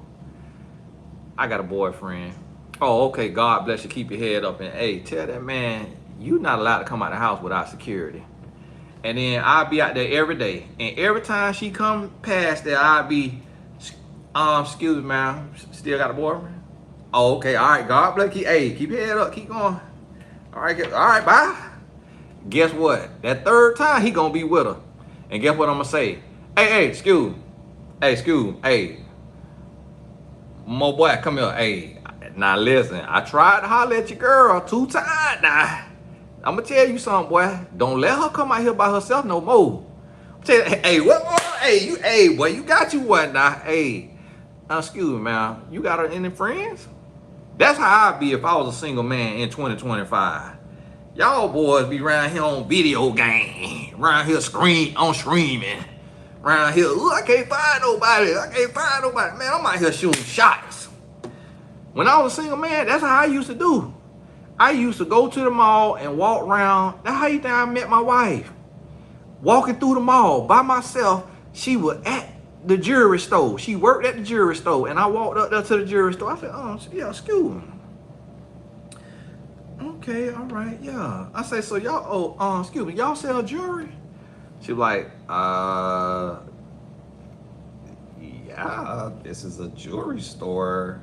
I'm like, oh, y'all sell jewelry? I said, oh, okay, let me see what you got here. All right, let me see. All right. Okay, you got charms? Okay, yeah, cause you see I got the gold necklace. I said, you got charm? Okay, yeah, let me see your charm. Okay, what you got? All right. Oh, how much that is right there? I ain't have $1 in my pocket. I said, how much? Oh, $280. Oh, that ain't bad. $280, that ain't bad at all. I said, okay, yeah, let me see that, yeah. All right, yeah.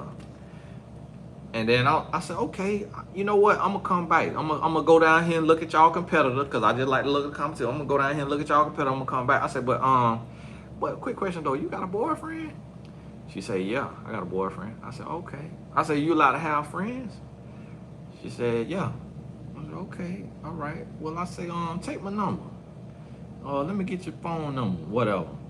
And so she couldn't talk to me because she had a boyfriend. But then Probably a month later, she DM me. She said, hey, not DM, instant message me. Said, hey, me and my boyfriend broke up. I said, all right round there. Right round there. Where you at? Let's meet up. We met up. We talked 6 hours. Now, I should have took a lesson. That should have let me know the woman don't play. You will get replaced fast, because she about to replace me 2 or 3 times. I should have took a lesson. I ain't get the lesson, because like I say, how you get them, how you lose them, I about lost her the same way. Because when I went to slacking, went to acting up, she out of there. But listen, that was my second time seeing my wife. I had already hollered at her in the apartment complex, but she had her hair down and it was curly. And so I walked up and it was her, she was on crutches, and there was a little white girl. And I walked up to him and I was like, hey, excuse me, y'all got boyfriend? And my wife was like, yeah, I have a boyfriend. And then I turned to the little white girl, I said, you got a boyfriend? She said, yeah, I have a boyfriend. I'm like, oh, okay.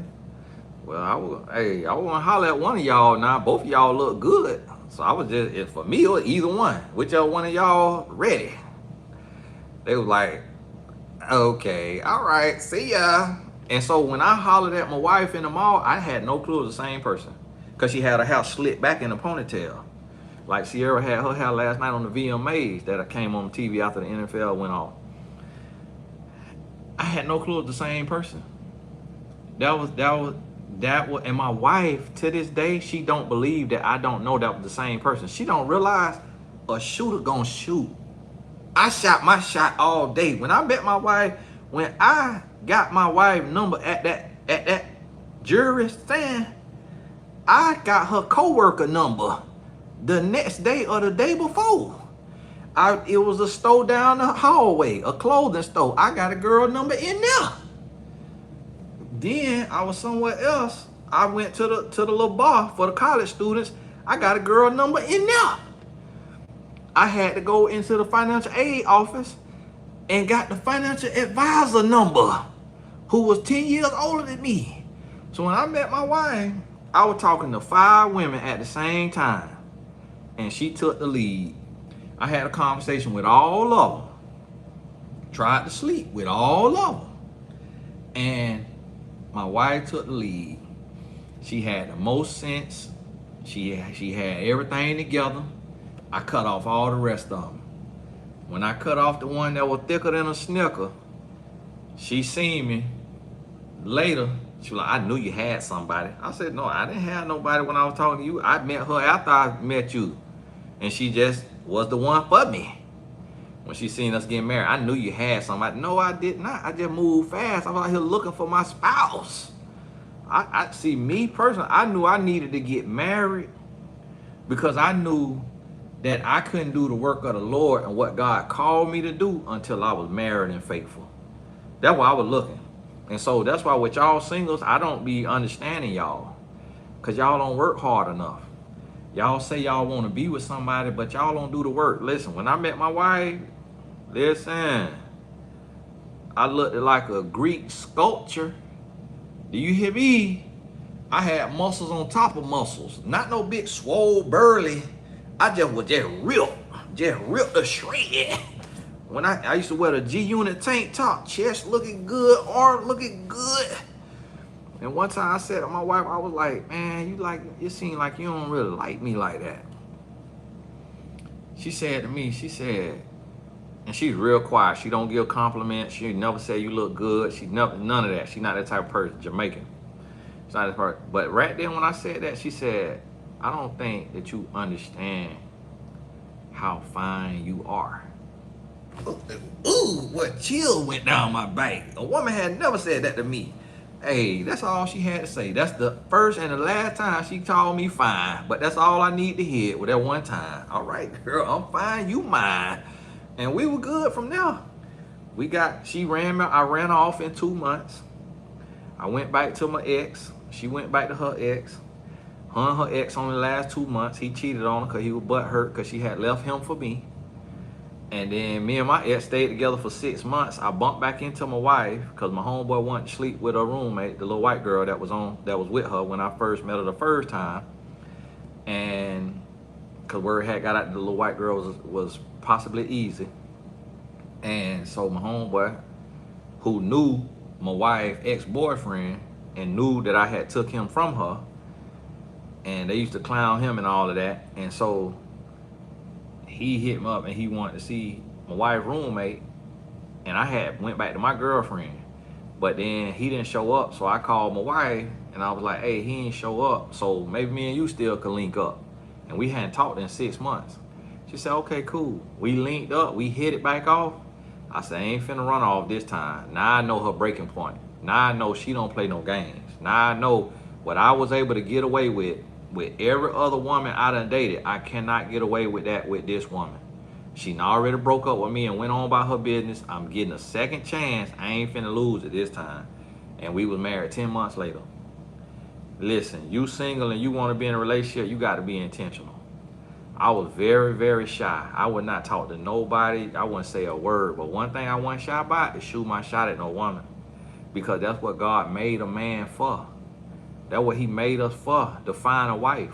That's the only time that I see in the Bible that it say you're going to receive favor from God when you find a wife. A man who finds a wife finds a good thing and receives favor from the Lord. Now, I'm sure it's probably some other times in there, but that right there, I say, okay, well, this is what the Lord made us for. Oh, somebody sent me a blessing. Don't need it. God bless you.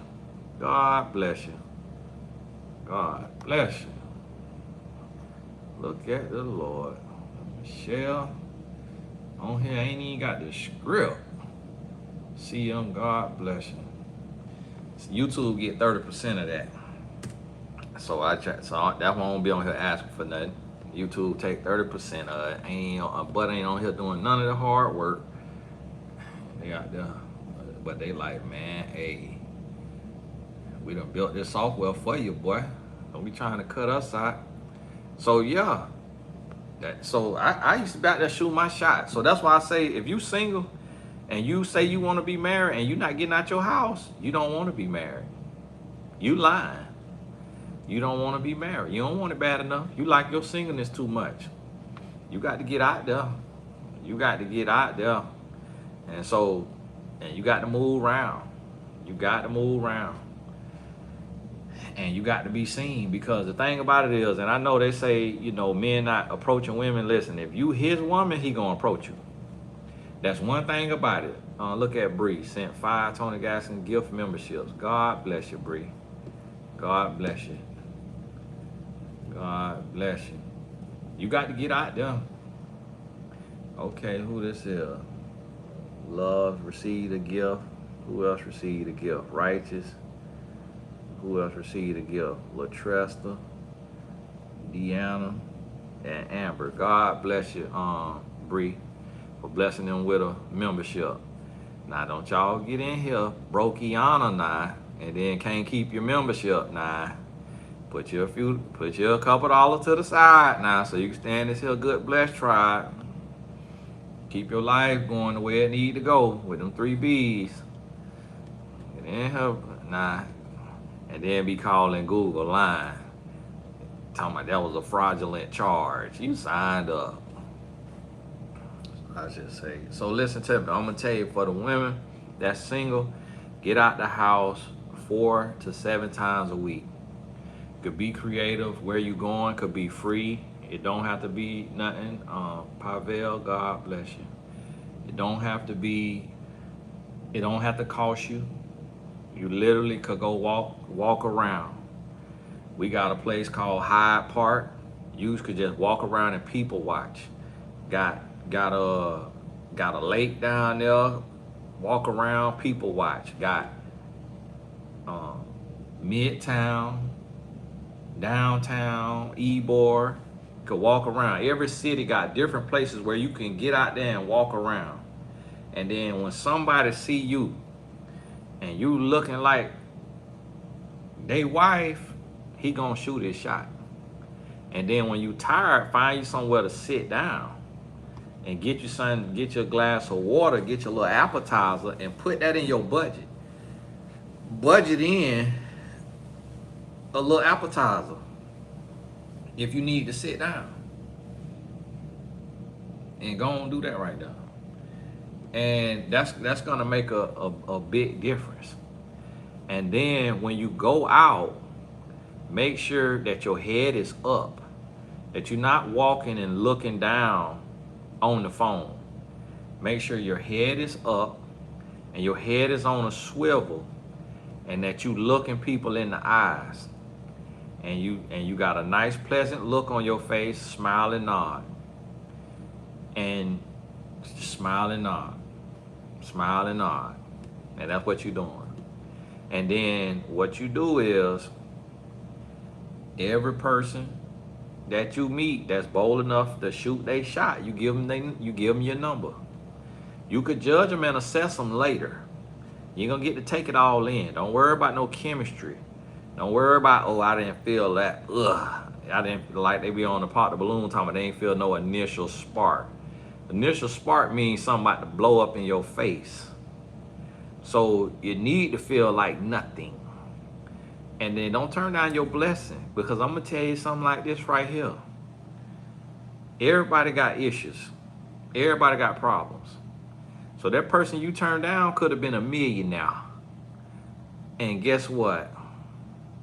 You done block your blessing because you looking for aesthetics, when you could have been with somebody and been financially free, and ain't got to put up the problems that you would have had to put up with who you lusting after. Whoever you lust after gonna give you a headache. Whoever you lust after gonna give you a headache. Point blank period. And I'm here to tell you, I've been married 18 years. Somebody I lust after, and she give me a headache. And she lust after me, and guess what I do? Give her a headache. And we love each other, and because we got God, we done worked out. You can't count on that though, because everybody ain't gonna listen to the small, still voice of the Lord. So you could be in there listening to the small, still voice of the Lord, and your spouse ain't listen to it, and you ain't got nothing but a headache. And so they might be built the way that you're not really a fan of. It don't matter. They working on that. That's the 3 B's. They could work on that right there now. Might not be dressed how you want them to be dressed. It don't matter. Might not be the height. Might not be the age. Assess all of that by the third phone call. Assess all of that. And then guess what? When you know them, I mean, now that you got their number, you can get somebody else's phone number too, because y'all not exclusive yet. Y'all ain't exclusive, so now you getting a phone number every day. You have, and then you go to cutting down. Then you go to cutting down and letting them know, hey, we're not gonna be a fit. But the only time you cut somebody off, it need to be because of their character. Like, don't cut somebody off because, oh, you too tall, you too short, you too heavy, you too light, you too dark skin, you too light skin, you too this race, you too that race. It need to be their character. You too rude. You too smart out the mouth. You too disrespectful. You too inconsistent. You lie too much. You manipulate too much. You too controlling. You too jealous. That's the things you need to cut somebody off for. Not for their looks, not for their height, not for their weight, not for their age. Let all that stuff be last. And then what you need to do is you need to wait till you meet somebody. Wait till you meet somebody. You could talk to this person, let them know, like, we building, we getting to know each other, but we need to take our time. And if they ain't got no character flaws, then you keep talking to them. Keep talking to them. Diana, God bless you. Welcome to the Blessed Tribe.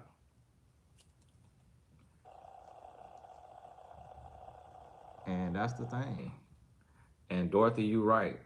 She said, I've been to a decent amount of singles groups, and women are shooting themselves in the foot because of their superficiality. And that is the Pop the Balloon Society. And Tamu say, but Brother Tony, what if they look ugly though? Listen, they'll grow on you.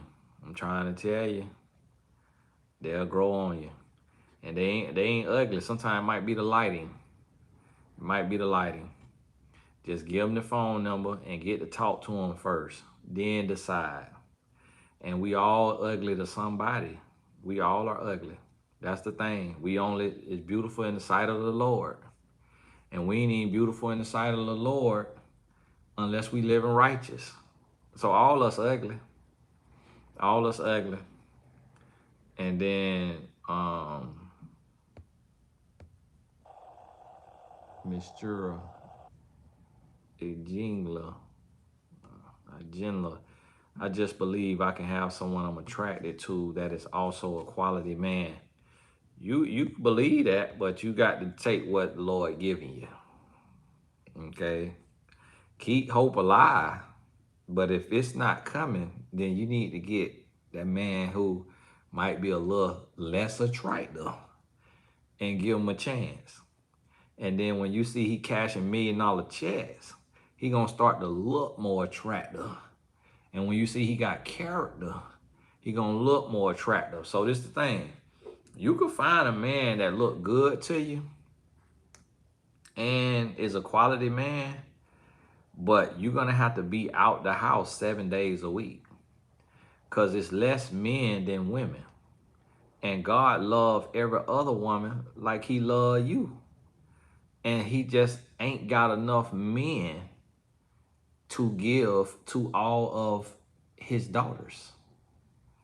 So something got to give. Something has got to give. And so that's what you have to realize. And it's like all of us who are married, we cannot admit it publicly, but we all compromised. Aisha Curry got raked over the coals for saying she didn't see Steph Curry as her type. Like she didn't know they was gonna be something. They was just cool. And then it turned out they hit it off. Then boom, they end up together. But she didn't know that was gonna happen. And that's how it is. Like we all compromise because what we have in our mind that we call attractive, it really don't even be. It's not even attractive. It's perfect. What's attractive gonna have a thing or two that's unattractive. What's really attractive, what we be describing as attractive, really mean perfect. So you look at my face right now. I got the happy weight on me, right? Now if I slim this face down, this face was sucked in now. But then imagine I got me some crooked teeth. Now I went and got braces. So see, I went and got braces. But imagine if I had me some crooked teeth. Now all of a sudden, now I'm unattractive. And see, that's what I mean. What we call attractive, we be wanting perfect. So imagine if a person got a face, right? And you look at them attractive, but then add a little more width on that nose. And you traumatized from people picking on noses. Add a little more width on that nose. Now all of a sudden, oh, now they unattractive. See how the person got a face, right? See where my eyes at? Spread them eyes out a little bit more. Put them eyes out here. Now I look like that thing, that cartoon. Now all of a sudden, now they ain't attractive. And so that's the thing. You got to realize about that. It's like, that's all subjective. What about looks compatibility? The thing about it is, Kiara, is we don't get to choose looks compatibility because we can't see ourselves. So a lot of times who you compatible with, a lady got mad at me. She got mad at me and wanted a refund from coaching because she wanted celebrity examples of who she would be looks compatible with. And I told her Ruben Studdard, who was on American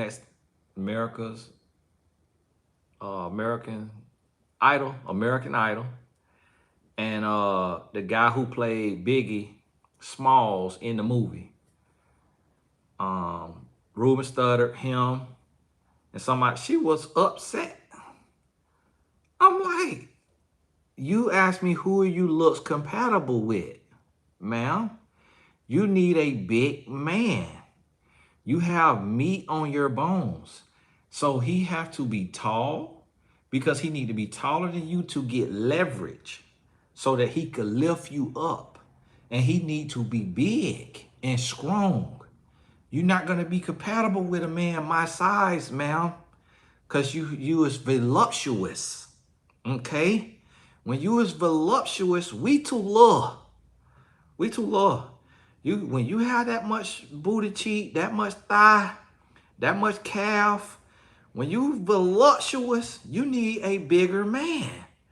Because as a man, I'm gonna try to tell y'all, and this is why I try to help women understand, but it be too real, is a man think about everything. When I met my wife, I picked my wife up like Ving Rhames did in Baby Boy. When I seen that, when he picked up AJ and had her right there up against that wall, man, listen, that's what a man think about.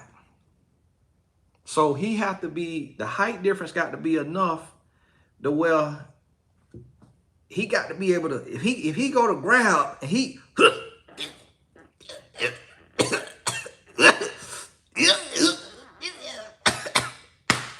and he got to put you down, now he demoralized because he don't feel like he man enough for you. He don't feel like he man enough for you. So the more hams you got, the bigger and stronger that man is. Now, if you get your a little stout, strong Ninja Turtle like Mike Tyson, okay. But even Mike Tyson, he swole. Mike Tyson 225 pounds of muscle in his prime. You see what I'm saying? So even Mike Tyson is not no little guy. So I'm like, ma'am, I just was giving you a tall, but see, Mike Tyson too little. He not tall enough. That's why I gave you some Ruben Studdard instead of Mike Tyson. Now, yeah, NFL running back who 5'10" could lift you up, you know, with them hams on you. But listen, man, be thankful. It's good and have your body, but that man want to be able to lift you all the way up. That man want to be able to lift you up and carry you down them long stairs after the wedding, because that's the long stairs. You don't want that man to take 2 steps and the knee buckle, then y'all down the stairs in front of all y'all friends and family. And then when he get down them stairs, he want to be able to gently sit you in the back of that old school Cadillac without having to, I know, y'all fall into the Cadillac. You done bust your head on your wedding. Why did you even try to lift me up? I can't stand you. What a divorce lawyer. You did that on purpose. I knew you wanted to see me fail. See, you a covert narcissist. And now you want to embarrass me in front of everybody. And what did you talk about? I just was trying to live. I thought you were supposed to live your wife after the wedding. And so this is why I be trying to tell y'all about with looks compatibility, it's also weight and strength compatibility. It's not just how y'all look in the face. And I remember I had a client and she had a rich dad face. And so what I mean by rich dad is they daughters always have a unique look. Notice that I did not say ugly. I don't believe in the term ugly. Everybody's beautiful in the sight of the Lord. Beauty is in the eye of the beholder. She had a rich dad face, and her dad is rich. And she was telling me what she deserved and what the man need to look like. And I was trying to tell her, ma'am, I'm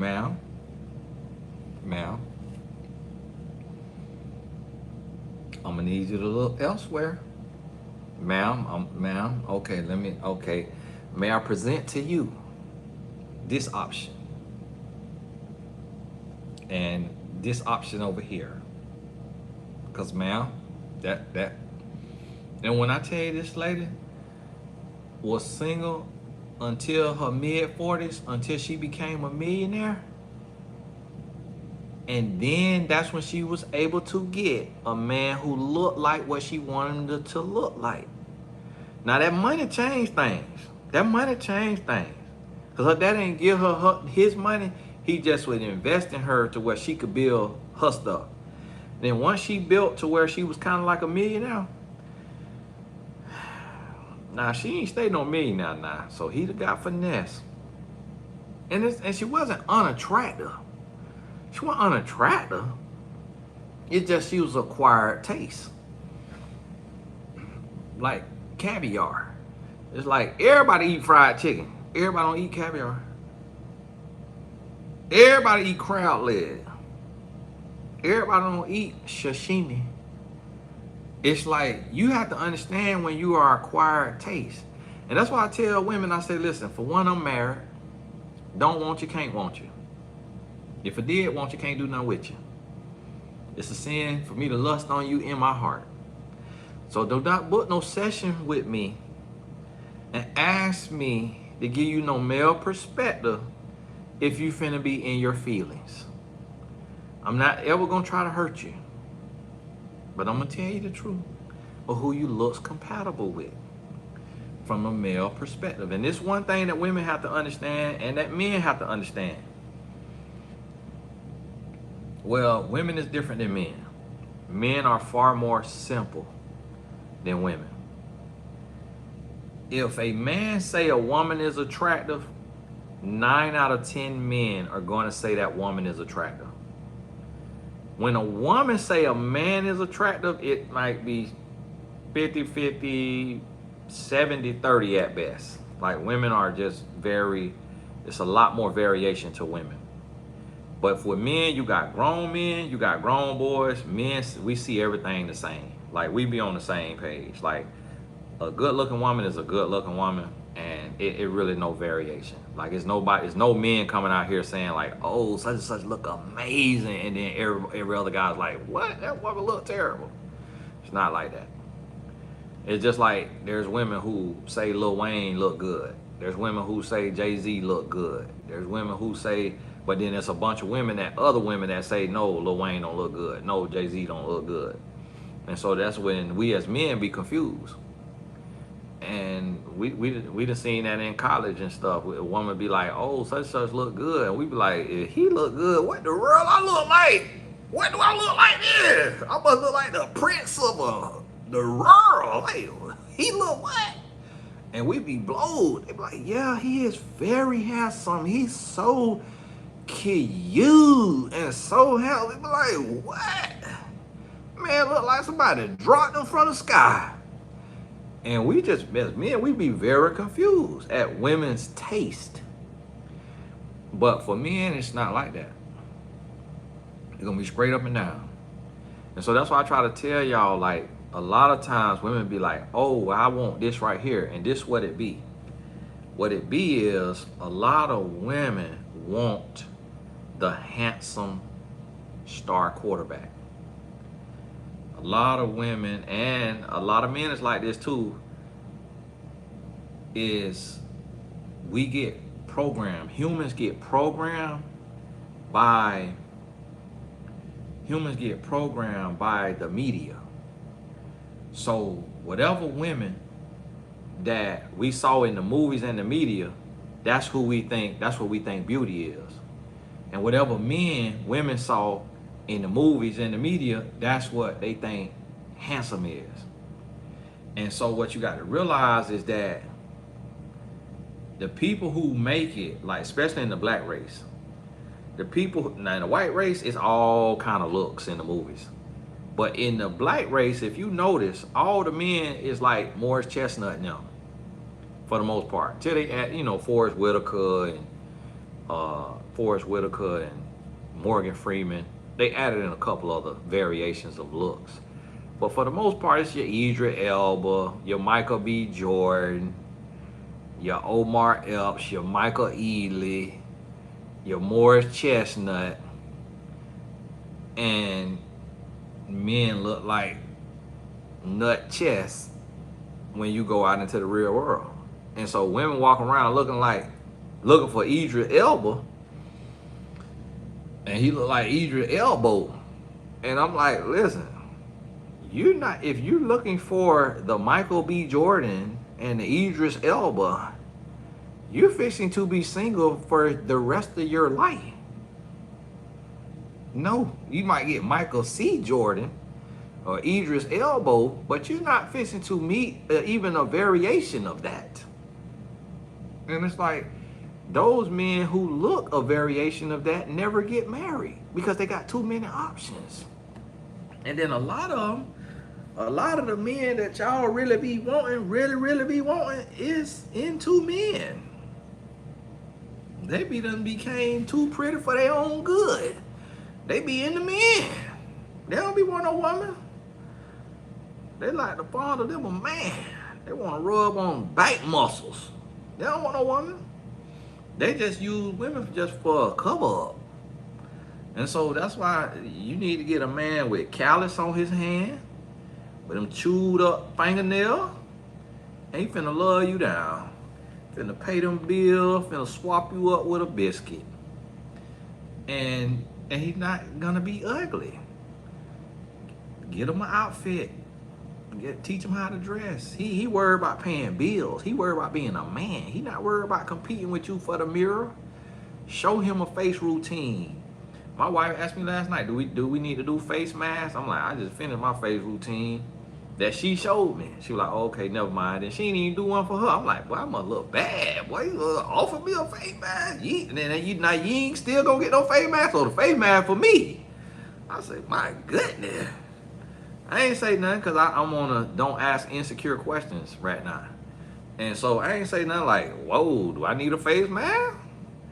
But that's just, her idea of cute. Like, just, oh, let's do face masks together. Like, I'm your husband, not your home girl. But we do face masks and stuff, and that's what you got to do with your man.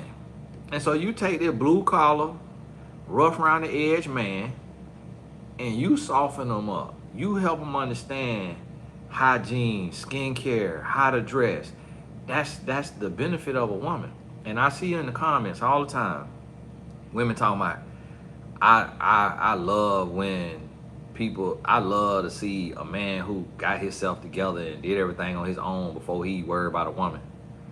And it's like, that's not reality. Nobody does that. A man is gonna stay single. If he could do everything by himself, he's gonna stay single. There's no need for a woman when he could sleep with a bunch of different women. There's no need to settle down with one woman if the woman is unwilling to be an asset in his life, like he want to be an asset in her life. That make no sense. And I be seeing so men and women who be speaking from pain or being hurt and thinking that a man is using them. Man not using you. You just a puzzle piece. He's a puzzle piece. You're a puzzle piece. Y'all fit together and y'all complete the puzzle. He add to you, you add to him. And that's how it got to be. So you got to realize that. And no, Carletta, everybody could see this here live. Just only members can comment. And I do that just so I ain't got to be sitting here deleting N-words and you this and you that with all the trolls that be online. Oh, and y'all, let me tell y'all something. I'm going to tell y'all something. Lord, I was on YouTube last night and I'm scrolling on the shorts. I was on the shorts, so I'm flipping through the shorts because I'm paying attention to the Atlanta rap beef with YSL and all of that. And I'm paying attention, and very intriguing and interesting to me because I got a lot of people doing life in prison and I transition from the street life. So it's just interesting what they got going on with Young Thug and them. And that's how I find out about Young Thug cheating on Mariah the Scientist. And for any of y'all in Atlanta or y'all find out about that stuff, now what Young Thug was doing on that phone with them recorded calls is very natural and normal. We all do that. We all do that and we all talk like that. It just his call got leaked. But My wife was like, boy, if you have to go to prison, we cannot talk on that phone because you'll get canceled so fast. I said, I ain't worried about it.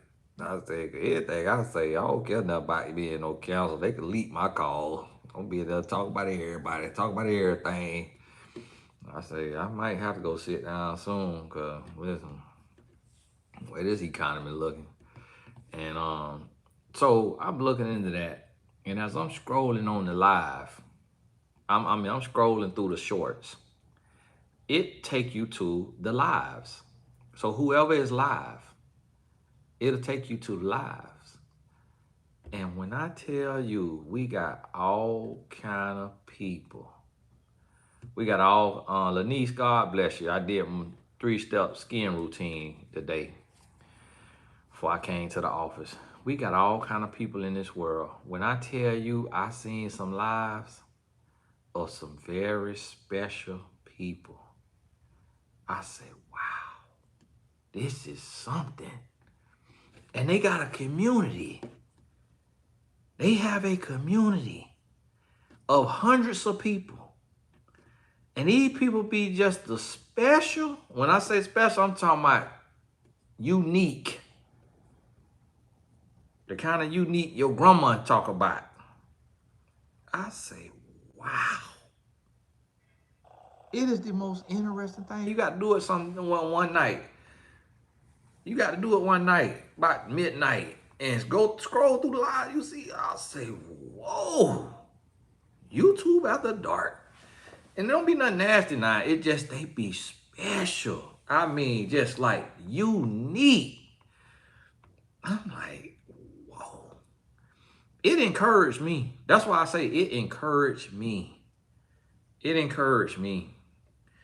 You got to do it one night. One night you stay up to 12 or 1 o'clock in the morning. You got to get on YouTube, go to the shorts, click on the shorts, and just keep scrolling, and then you're going to see somebody live. And then once you see somebody live, each one of them that you scroll is somebody live. I watch each one of them about a minute, see what they doing. It is the most unique stuff I've ever seen in my life. And I say, if these people can come on here and do this, and they not thinking about nothing, they getting past all their inhibitions. If they could come on here and go live, I could. You see why I'm on here live today? I was inspired last night. The kind of people I see on live, I say, what am I doing? What am I doing? I say, this man look like he live under a bridge, and he is on live. This man is actually under a bridge, and he is on live. I'm like, this man here have Skittles in his hair, and he is on live.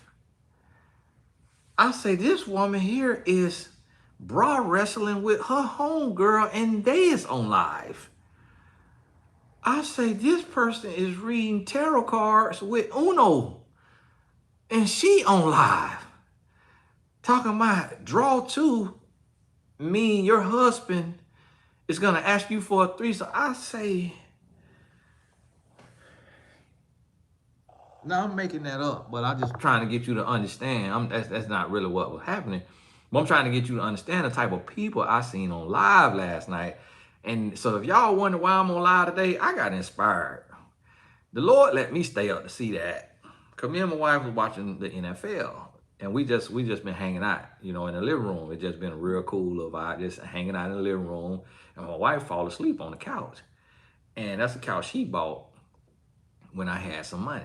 And so that couch cost $10,000. And she told me, this couch real cost? I said, it better be $10,000. You paid on this thing? Like, I'm thinking this thing, what? $10,000? I'm like, I need to start a furniture store. I'm in the wrong business. So she been falling asleep on the couch while we watching TV every night. So I let her sleep because just in case I'm gonna be snoring, I let her sleep, get her a few hours before we get into bed. And so I'm sitting on the phone. I went scrolling. I'm listening. I'm listening to Lil Woody, and I'm listening to all his stuff, and I'm listening to Young Thug. I'm listening to all his stuff. So then I went to the shorts, and I went scrolling through the shorts. And when I seen the individuals that be on live at midnight, I said, Lord, I got to do better. I said, Lord, I'm not living my purpose. I ain't living my purpose. I'm letting this rankle in my forehead keep me off alive. I'm letting my shy personality keep me off alive. I said, no, I got to get out here and go live. I got, especially when I ain't got no coaching calls. I'm like, no, I got to go live. So y'all listen, when I get the opportunity when I'm not coaching, you're going to see a lot more of me. You're going to see a lot more of me on here teaching just random different lessons.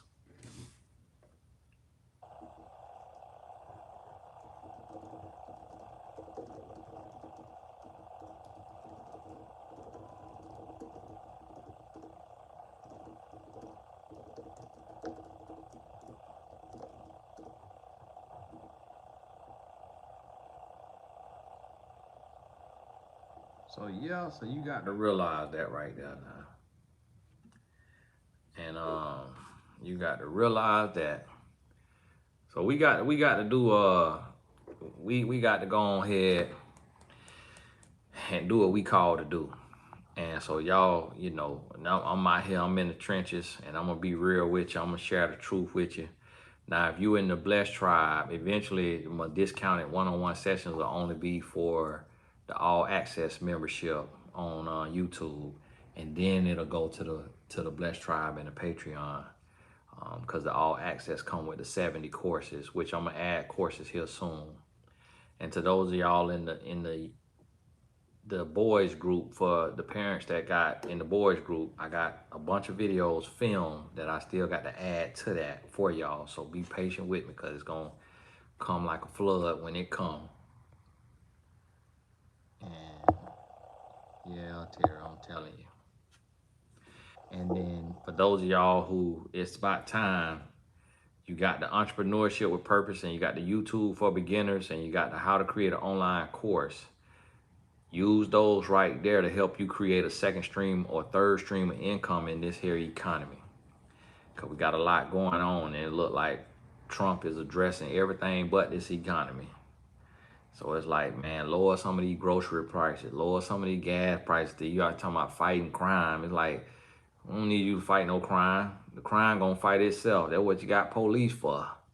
You trying to send brigades into Chicago and everywhere talking about you finna fight crime. It's like, bruh, the streets take care of itself. Nobody needs your help fight no crime. What you finna do? Just go get in a shootout with the thug? You just not instead of sending people to war, they finna send the troops to get killed on their own land. What you think? What you think these thugs ain't finna shoot back? It's like, what y'all think? That's just finna be mass genocide, all Trump trying to do. And it's like, listen, bro, you trying to go kill a bunch of black and Hispanics, talking about you want to fight crime, when it's like, fight some of this here poverty, fight some of this here grocery prices, gas prices. So guess what? When they're gonna do what they got to do, they're gonna do what they want to do. You got to do what you got to do. You're gonna have to create you a second stream of income, third stream of income. That's what you're gonna have to do. Alyssa, God bless you. Yep, that might be the R8 sofa that I got. So let me see. Renee Howard, God bless you. That is the apps is for when you sign up for a coaching session, and I walk you through the process as you are through coaching, one step at a time, and walk you through there. Any advice for people that live in rural areas with little to no prospects available? My area is also in curfew due to a lot of crime, so it's not really safe to be out. Kiara, that's when you qualify for online dating, Facebook dating. You got to sort through a bunch of, junk, but you got to do it, because you might find that diamond in the rough, and especially if matchmaking is not affordable. And matchmaking on the cheap end might be, unless you just do a package that's like $5,000, but matchmaking is not cheap, just because of the work that go into it, and the vetting and the interviews and the search. So matchmaking is not cheap. I had one colleague, he charged $36,000 a year for his matchmaking services, when mine was $5,000 a year. So just put it in perspective. I mean, I talked to Millionaire Matchmaker when she had the show. They wanted me to come on the show as one of her dating coaches, and I told them I can't come work up under a matchmaker who's single. But they said in real life they charge up to $175,000 for matchmaking. And so just to put that in perspective, minimum $75,000. So is it okay to tell man that you think he's handsome if he told you that you're beautiful? Yeah, that's okay. It's always okay to reciprocate. It's always okay to reciprocate.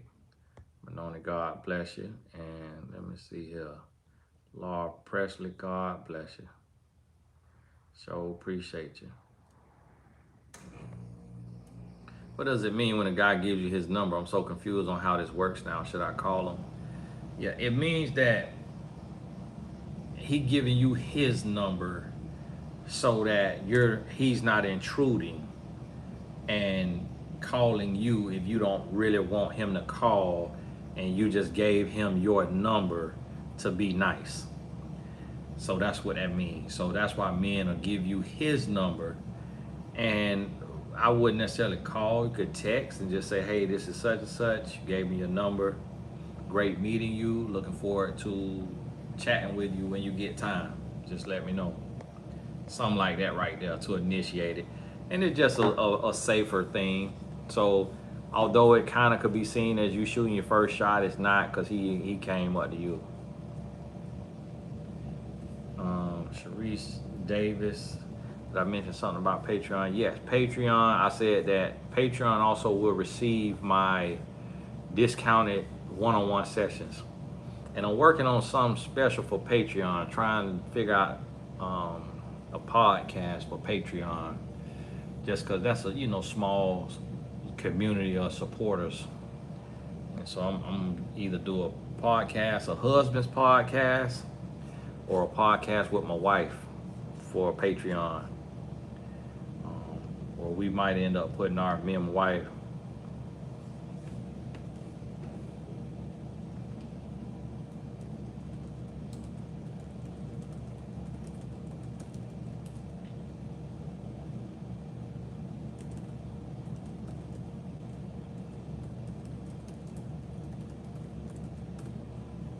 Y'all forgive me, right? My wife on the laptop. Is the life coach certification included in the membership on your website? Angel, go on over there and check that out, all access membership, and you'll see all the courses that's on there, 70 plus courses. And got to go check it out for yourself. I can't always say on stuff like that because sometimes people want to buy it separately. I'm 19 and I live in a small town. Thoughts on me moving? Am I too young? You're not too young because you're grown, and so you're going to face the same risk and challenges in every different thing. And so you're not too young to move. So definitely do that if you need to. And Mr. How much do you charge for matchmaking?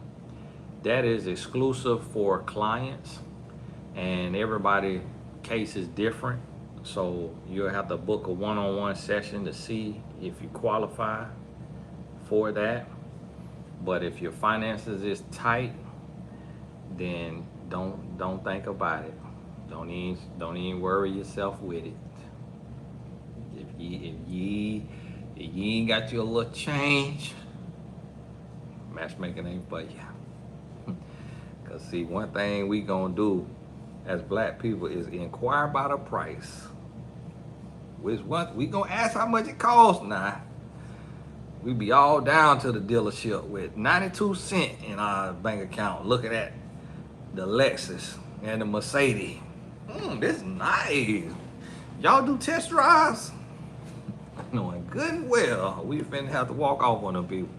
So yeah, I don't be doing that. Listen, I tell y'all up front, I don't charge what Myron Golden charge, but yeah, you gotta have your few ducats.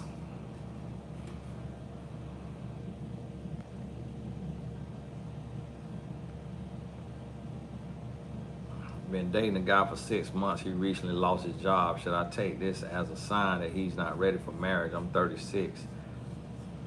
Not much time to waste. Well, you need to see what kind of job he lost, because a lot of people losing their job depending on their industry. So if it's like a government cutback thing, if he lost it because of his attitude and poor work performance and not showing up, then that's different. My boyfriend has an entrepreneurial spirit and wants to jump into multiple streams of income, but gets stuck on what to do, fears losing money. How do I encourage him to move forward and go for it? Have him book a session with me, since he wanna do some business. Have him, because I'm the same way. I got a million businesses, but I'm better at helping other people get their businesses up as well, because I'm on the outside looking in. And I'm about to sell this right here. Hey y'all, I'm about to sell $1 billion now. I just ain't got the time and energy. It was a great idea. Might let it go for about 10, 15 grand. Got us a little bit of stock left. But yeah, see, these expire April 2026. You know how the gummies work. They got good shelf life on them. Yep, might sell about 10, 20 grand for the company. Let somebody go on, put their time and energy into it. Got us a few bottles left too. But just got in that thing where you got to lock in and focus. So that's how it is with us entrepreneurs. We start a lot of things. I listed, I'm about to sell my mentor.life too. Sometimes I got to just get it started and then let somebody who got the time for it, who need them a vehicle, got them something they want to run, they want to build, and in their retirement. Last guy who offered me $200,000 for my mentor.life, but he wanted to buy the life coach certification course with it. I'm like, sir, hold on, now, that's something totally different now. Like, I don't understand what you mean. Like, my mentor.life, that's like owning 8 houses. 3 houses, the 8 houses at the least. That digital real estate, sir. My life coach certification. I'm like, sir, that's a whole nother entity right there. Like, sir, that's gonna cost you another 400 grand. You wanna buy that one? It was an Indian guy, and it just taught me something about, like, it was an Indian guy in his 50s, and just taught me something about, like, how they think, like how they invest in business and like build business. And he was retiring, and he wanted to have him a online business that he could run.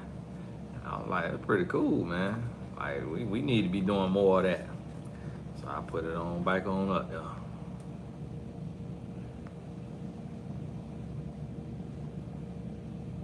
Okay, Carla. And Carla, now we trying to bring back, now I started Wealth Wednesdays, but my Wednesdays immediately got crazy busy, because we trying to build something to where, Carla, to where when the session is $250, that you don't have to wait till your taxes. So we're gonna be we're gonna start working on our finances all together. Everybody helping everybody with our grind, our budgeting, our streams of income, all that. Hey Tony, just sitting here working on my TKR. I don't know what TKR is now. See you live. Your 57-year-old follower. Don't forget your seasoned folk need continued inspiration. Widow, 8 years, took care of mom, 7 years. She passed May this year. Focus on me, yet desire a husband. Thoughts. God bless you. God bless you. Now, I'm an old soul now, Cindy, so everything I say be for you too. Be for you too. And thank you for that blessing. That's a sure enough blessing.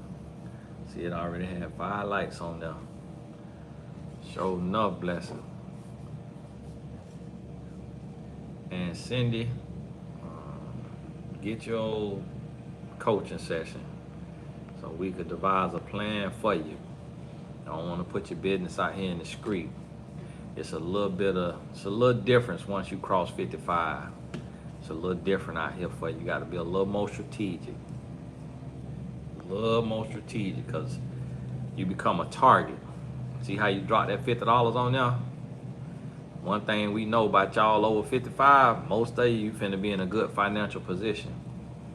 because you done work your whole life. So a lot of times you either got a savings, or you got a 401k, or you done been here, a pension, something like that, or you done been here long enough to figure out your credit to where you could come on a live and drop $50. So when you come on a live and drop $50, that even have us married men ready to leave our wife for you. We like, oh Lord, you got it like that. And so a lot of times y'all end up getting played by younger men, and y'all get made to feel like you a young whippersnapper. When I coached a young lady the other day who was in her 20s, and she was like, yeah, I wanted to reach out to you for coaching because you're just so way older. Oh, I said, oh, okay, I'm 41. I said, wow, but he acting like I'm elderly. I say, so this how the 50 plus be feeling when I tell them that they old, that they older, and they be getting their feelings. I say, wow. I say, boy, she just put me right on out her dating class. She say, since you're just so way older, I figured I would talk to you instead of my friends my age. I'm like, my goodness. I'm like, let me get my walking cane. I had to get my walking cane after I got off the call. I'm like, man. And so I say that to say, when you cross that 55, you start to look real fine, because we know you done accumulated a couple dollars. And so what's going to happen is men want to get with you to help you spend some of that you done accumulated. They want to have you investing in their business, investing in stuff, loaning stuff, and you don't want to grow old alone. You want somebody to travel with, you want somebody to cuddle with, spend time with. So he get real close to you, get in good, and then he give you this idea for his lawn care company. And you like, oh, lawn care, that's good money, that lasts for a long time. And he's like, all I need is 10 grand. I'm 10 grand short. I already put in 20 grand, he ain't put in a dime. You know, I had to get the patent, I had to get the lawyer, I had to get this, I had to get that, got all this, and then boom, you give him 10 grand, boom, he spend it on his side chick. He spend it on his side chick. He'll buy one lawnmower for $150, and then come back and talk about the city charging 20 grand to get in business now with the license, so he need 10 more grand. And then next thing you know, you like the bank who loaned that $100 million to Uncle Nearest whiskey.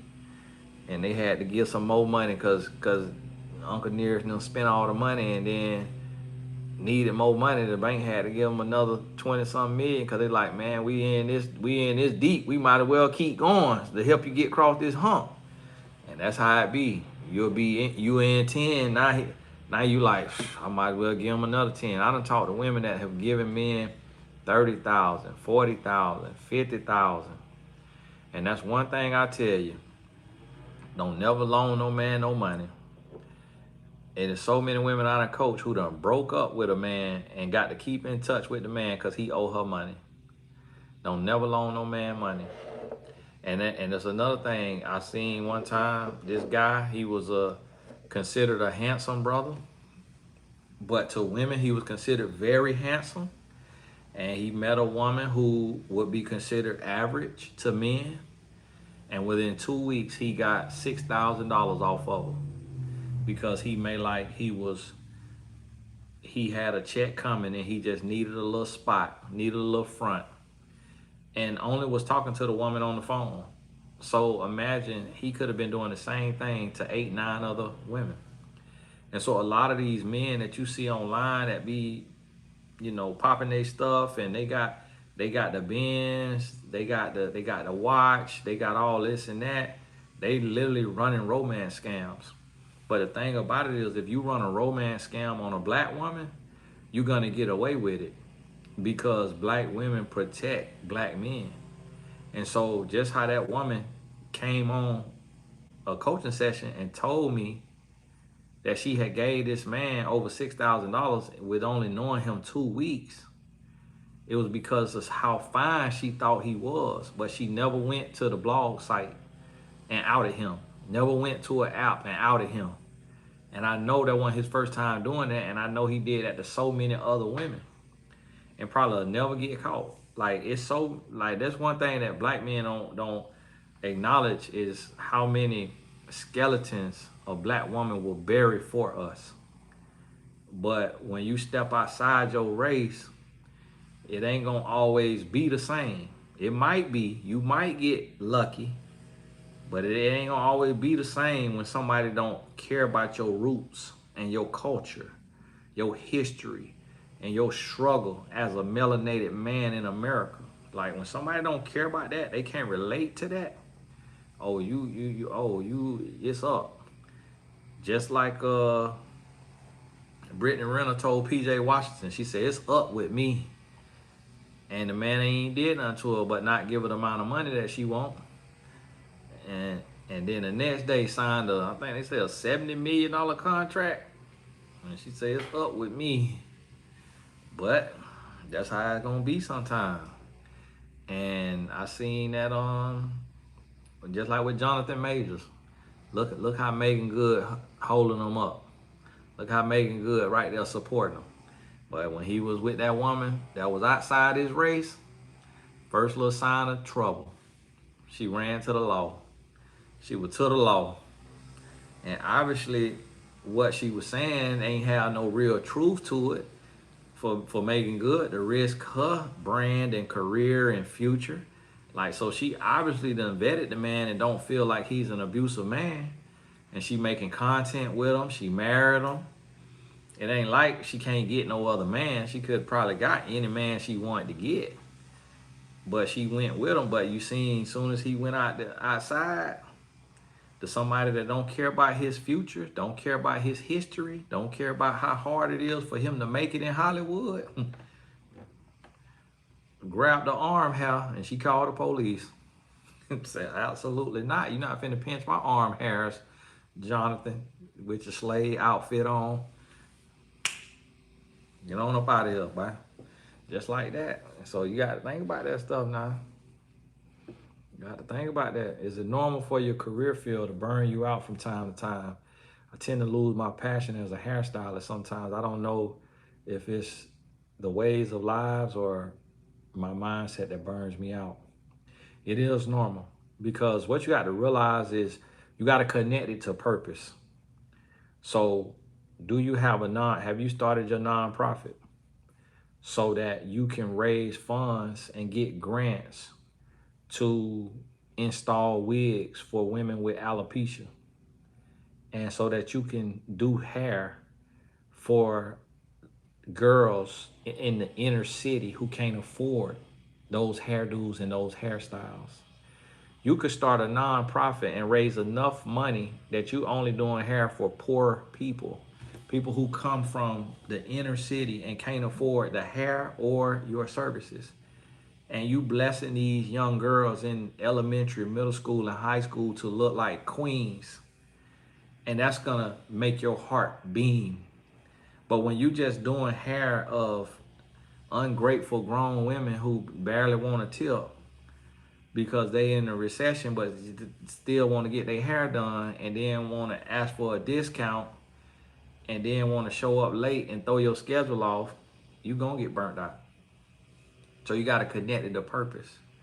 Another thing, what you need to do is get your life coach certification, and then print that out. Go to Tony Gaskins Academy, take that and put that on your wall, certified life coach.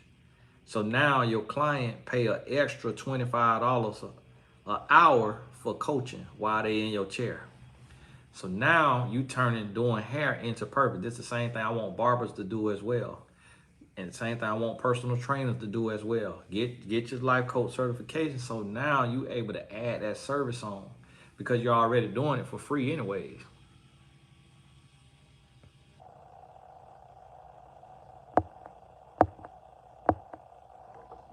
How would one stay ahead of the curve intellectually in a climate where a lot of people seem to be lacking all around intelligence? Stay ahead of the curve intellectually.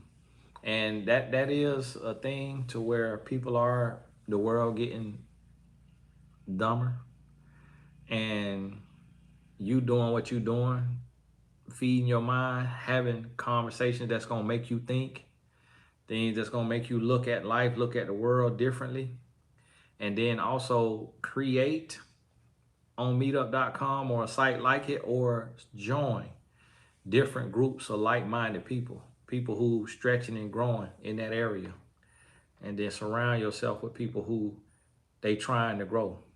That's why I created the all access membership, because there's 70 courses in there. So you ain't signing up unless you trying to be around like-minded people and you trying to go through them courses, learn and grow. So you got to get in communities where people trying to do what you trying to do.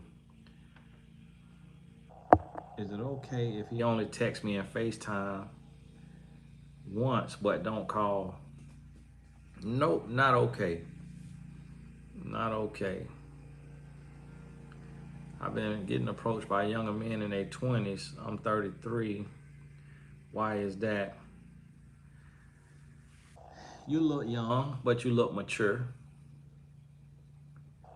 And so that's why they're approaching you.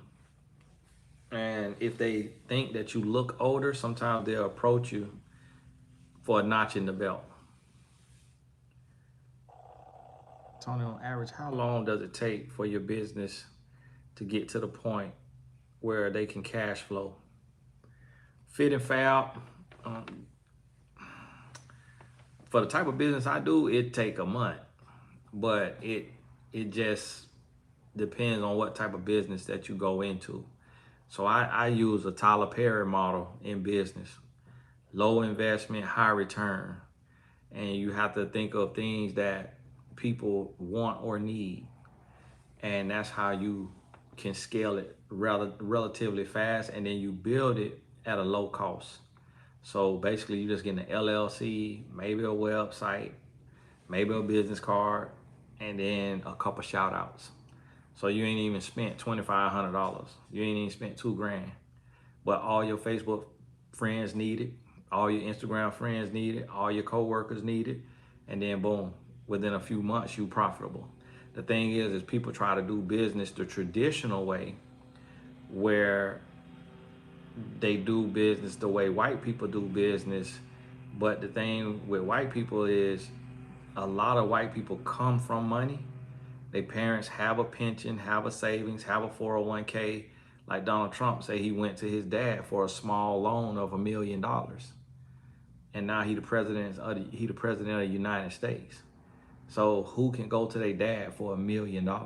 And that's why he done been bankrupt so many times, had to file bankruptcy so many times, and been all in the court and all of that, because he never really learned how to do business, just had the money to play with, and then just built and just took chances. But when you don't have that kind of money to play with, and you can't go get no small loan of $1 million from your dad, then you got to be very strategic. So like this shirt I got on costs $12. I could sell it for $25. So now I made $10. And every single person I meet and introduce this shirt to, they gonna want them one as soon as they get $25. So immediately I could be profitable. But now if I took and I created this shirt for $12, but then I went and tried to trademark consistency, which you can't do because it's just a regular everyday word. If I tried to trademark it, I would spend $2,000 doing that. Then if I tried to copyright it, then if I hired a graphic designer, a t-shirt designer, then if I built a website and I just got online and Googled how to build a website and I hired somebody, they're gonna charge me $5,000.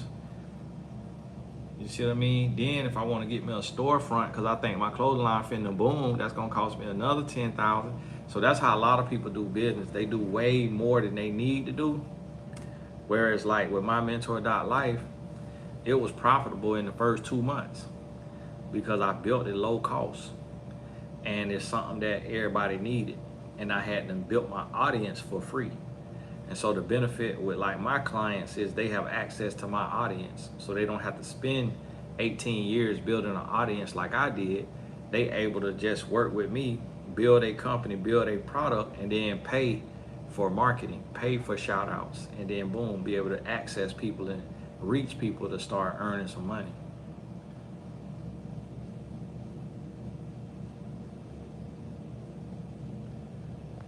Anointed, God bless you. Thank you.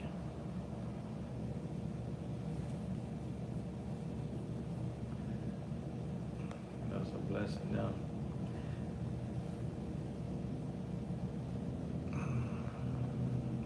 Hey Tony, is it possible for a man to pull away after realizing he likes you more than he was ready for? Only if he in a relationship.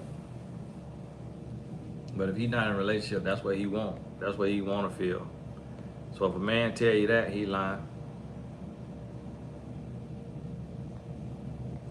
He lying.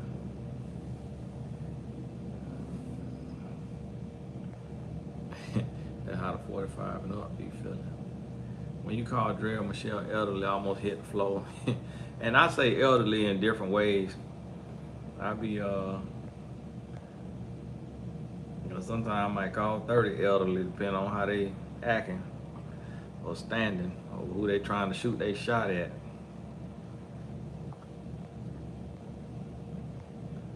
Y'all gotta forgive me.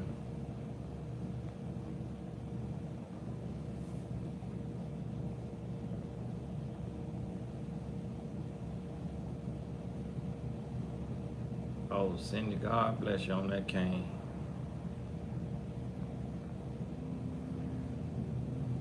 Y'all gonna be on here about 14 more minutes. I done missed my lunch. I ain't eat my lunch. I done been on here forever. But hey, try to show you, I told the Lord, I said, Lord, if I ain't got the coach, on the days I ain't got the coach, I took Monday and Friday off my coaching schedule, I think, to give myself a little more time. Cause, my personality is one to many. I can't just do one-on-one, cause I'm a shy person. So sometimes I have to make what I do count. So this helped me reach thousands of people versus just one person. Now, yes, you don't earn you what you earn one-on-one, but you still get the message out there, which is more important. Okay, Shamika, upcoming hairstylist. Sarah, God bless you. See your message here. Things were going well for a little over a month with no okay. Now he says he wants to slow things down because his past is bothering him. Okay, interesting. Now that could be a thing. I don't really believe in that. I really don't understand that. When guys want to slow things down and all of that, I really don't understand it, because it's like, if you want somebody, you want them. You really don't ask nobody to put their life on hold, put their life on pause, or slow nothing down, because they could end up with somebody else. Like somebody else could be ready to go, ready to make a move. And so I don't really believe in that right there. But to each their own. But I definitely wouldn't be waiting around if he playing with you and it's taking too long to move forward. I definitely wouldn't be. Oh, and to my donators, I lied on there. We 46% funded. To those who donated to the film, link in the description. I'm gonna make a post on there, update you with the lead actors when I get some time today.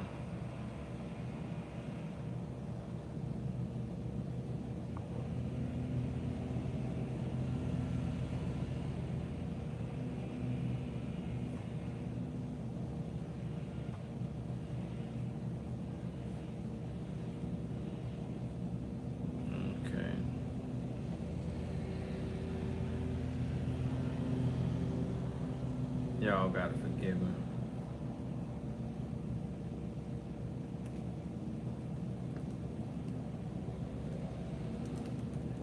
Taylor teacher, right.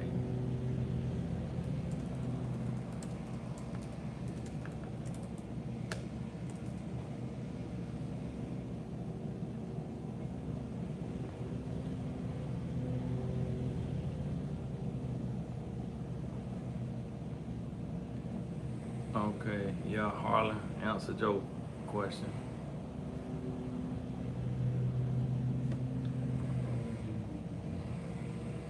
Was somebody trademark gold digger? Second date, he kissed me, told him he was doing too much. Third date, he was too physical and asked for a kiss. Canceled fourth date, didn't feel respected. He said he was affectionate and attracted. Yeah, Christine, he was doing too much. He was doing too much, but a man will do that. He will try you, and you got to check him. You got to check him. But a lot of times it's like a man, for one, he a pervert, and he got something on him. Sometimes it's just on him, and then sometimes a man is picking up something from you, and he feeling like that your energy or something that he feeling, and he obviously read wrong, and that's what you got to do. You got to let him know, like, no, if you putting this on me, and you reading and you thinking that I'm fresh, I'm fast, I'm mannish, then you finna get your feelings hurt and realize that ain't what the case is.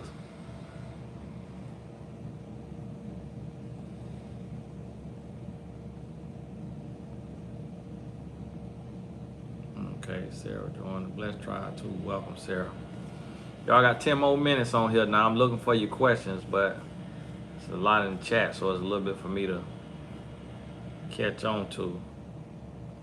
Tony, when will men understand women appreciate them being direct?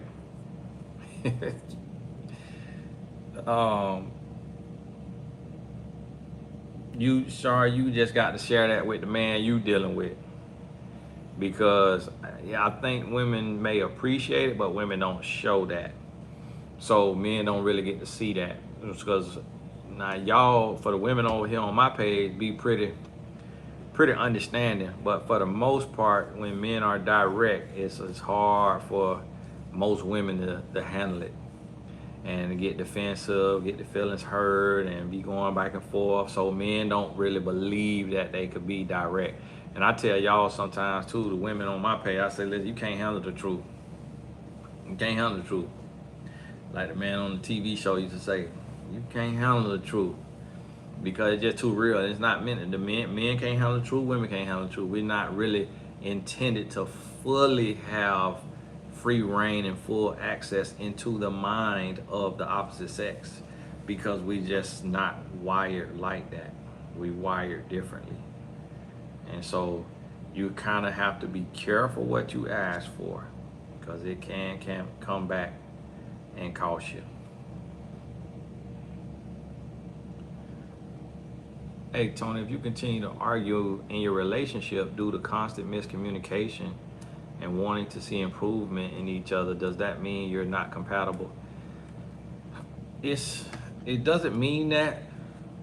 It just means that y'all are not maturing, because you compatible because you keep arguing, but y'all not mature. Because what you're gonna learn as you mature is that you gotta sidestep the power struggles. And what our rule is in our marriage, if it's not worth breaking up over, it's not worth arguing over. So when I got up this morning, I'll give you an example. Sometimes I go to the bathroom and I leave the seat up. My wife got to flip the seat down. So she get upset by that. And when I get up to go to the bathroom, when she be done left, she leave all the lights on in the bathroom. My closet light be on, the bathroom, they got two or three different lights in there, they'll be on. And I'm like, that's just electricity being wasted, and she ain't home using the lights. So guess what? If I leave the seat up, she flip it down. If she leave the light on, I cut the light off. So instead of arguing about it, we just pick up the slack. And you sidestep the power struggles. So the only thing you address is things that will turn into a deal breaker and ruin your relationship completely. 6-year-old son, father been absent all his life. Now my son is starting to ask questions about his dad. Should I reach out to his father to encourage a relationship? Well, I would say answer the questions about his dad, and you can help him understand You know, that sometimes people don't get along. And then you can also reach out to the dad and let him know that his son's starting to ask about him, and ask him, does he want to be in his life? And if he doesn't want to be in his life, then that's when it's going to get hard.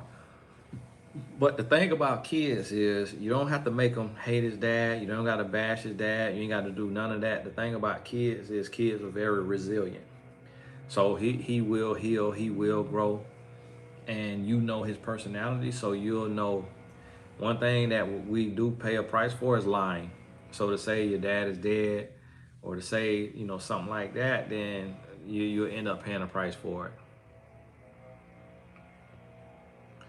5 more minutes on here, y'all. Grab a last little couple questions. Tony, how do you give the green light to a man who shows interest, though he is at his place of work and can't do too much? Well, if he's showing interest, for one, you got to make sure you do your due diligence and make sure he's not married before you give the green light. And then two, the green light is just reciprocation. So smiling when he smiled, talking when he talked, you know, you could strike up a conversation, ask him a question, stuff like that. That's how you get a green light. You don't want to get a green light, you know, in a way that's too forward, too verbal, like, hey, do you want to go on a date? Or nothing like that. Now you can just ask him a random question. If you got his text message or something, or you bump into him, you know, hey, I like those shoes. Where you got those from? Something like that. Brittany, God bless you now. All right, Tony, any tips on making a patchwork family work? Greetings from Germany. God bless you, Lisa. Not sure what a patchwork family is. I don't know if that's a blended family. But being that you're in Germany, it could be a term that y'all use over there, but I haven't found out what that is. Let me see here.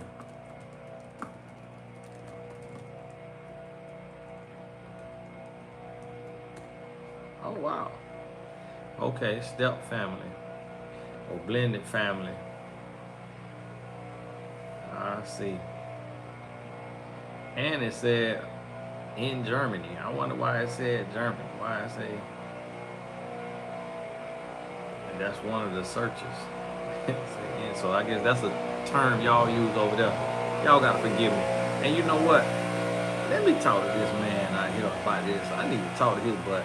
Cause they be blowing all the dirt into my door, my other office door. So I be having all this dirt. It's like, sir, don't blow the dirt into my office. Like, come on now. What are you doing? Maybe he just be trying to blow it straight to me going in there. But I got to watch myself, because I be talking to people the wrong way. Be getting too crunk. But Lisa, I'm not really the best for that. I would say go on mymentor.life and get a blended family coach on there, because I've never had that. And so I don't have any personal experience. So the general knowledge would be the same as what you already know. And so I don't have any nuances or anything like that.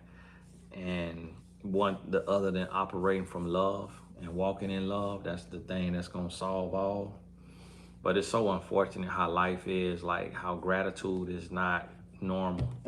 And like I got people that I help and I give to, and they just call me for more and for more and for more and for more. And it's like, you know, I barely take care of my own family. I'm like, I gotta take care of my own family. My family need more. And people just need more and more and more. And I be looking, I'm like, Lord, if I ain't get this, if I ain't get that, if I ain't get this, if I ain't get that, Lord, I have an extra $20,000 a month for my own household. I'm like, that could be tens of millions of dollars at 65 that I'm helping the world with. And people barely know how to say thank you. People don't really know how to show gratitude. So it's like, with a situation like that, you just walk in love and hopefully that it can work out. I officially launched my cookie business, baking since 2012. Last week I went door to door telling businesses about my company, and on Instagram I have a rotating menu. What else should I do?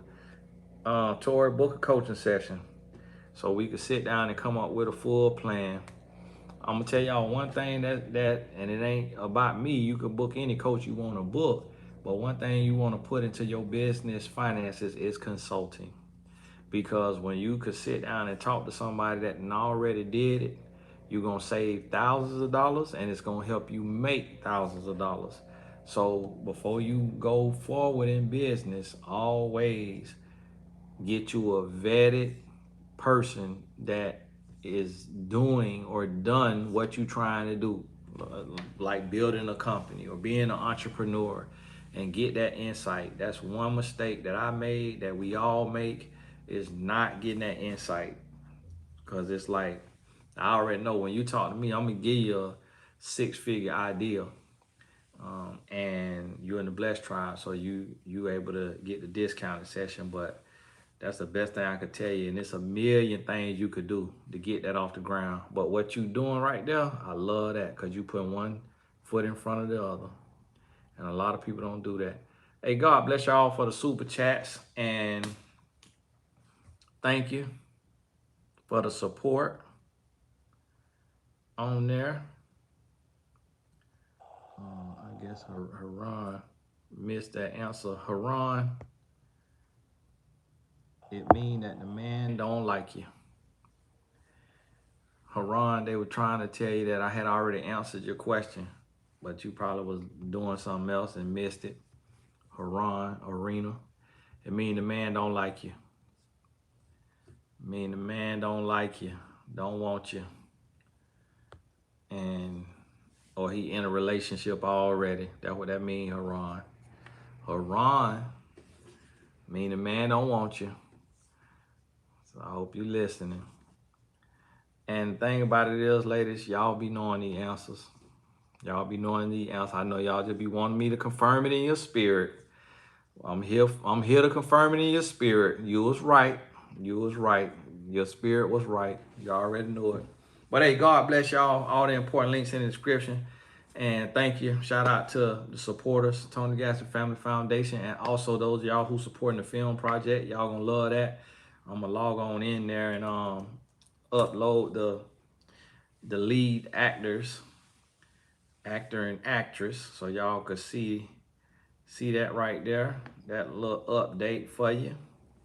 And thank y'all so much for supporting us. We about 50% of the way, so we gonna be making our way.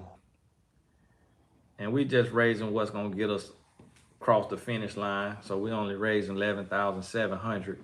You know, a lot of people come on here and raise 2, 3, 4, 500,000, and we at 5,915. So thank you. God bless you. Let me figure out how to do an update on here.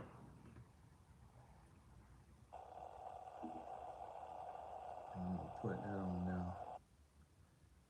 See how to do that.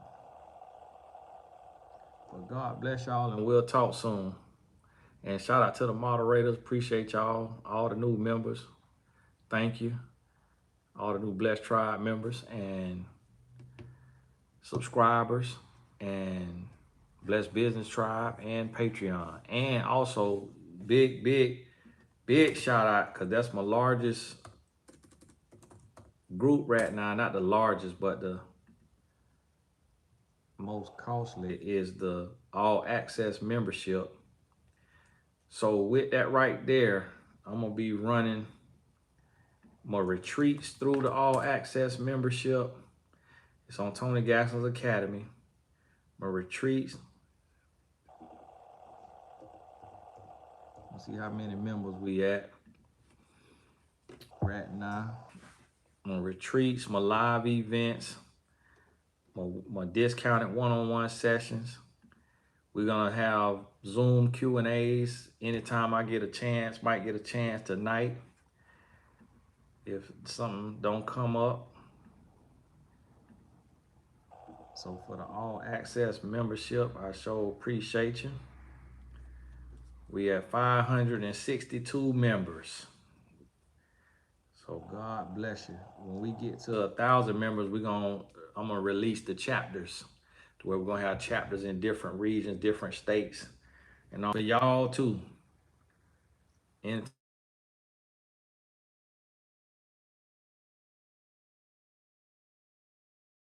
It's cutting out. Phone cutting out. Y'all forgive me. Phone cutting out. So men, hey, that all access for you too now. So get on in there. But God bless you. Get on, figure out how to end this. We'll talk soon.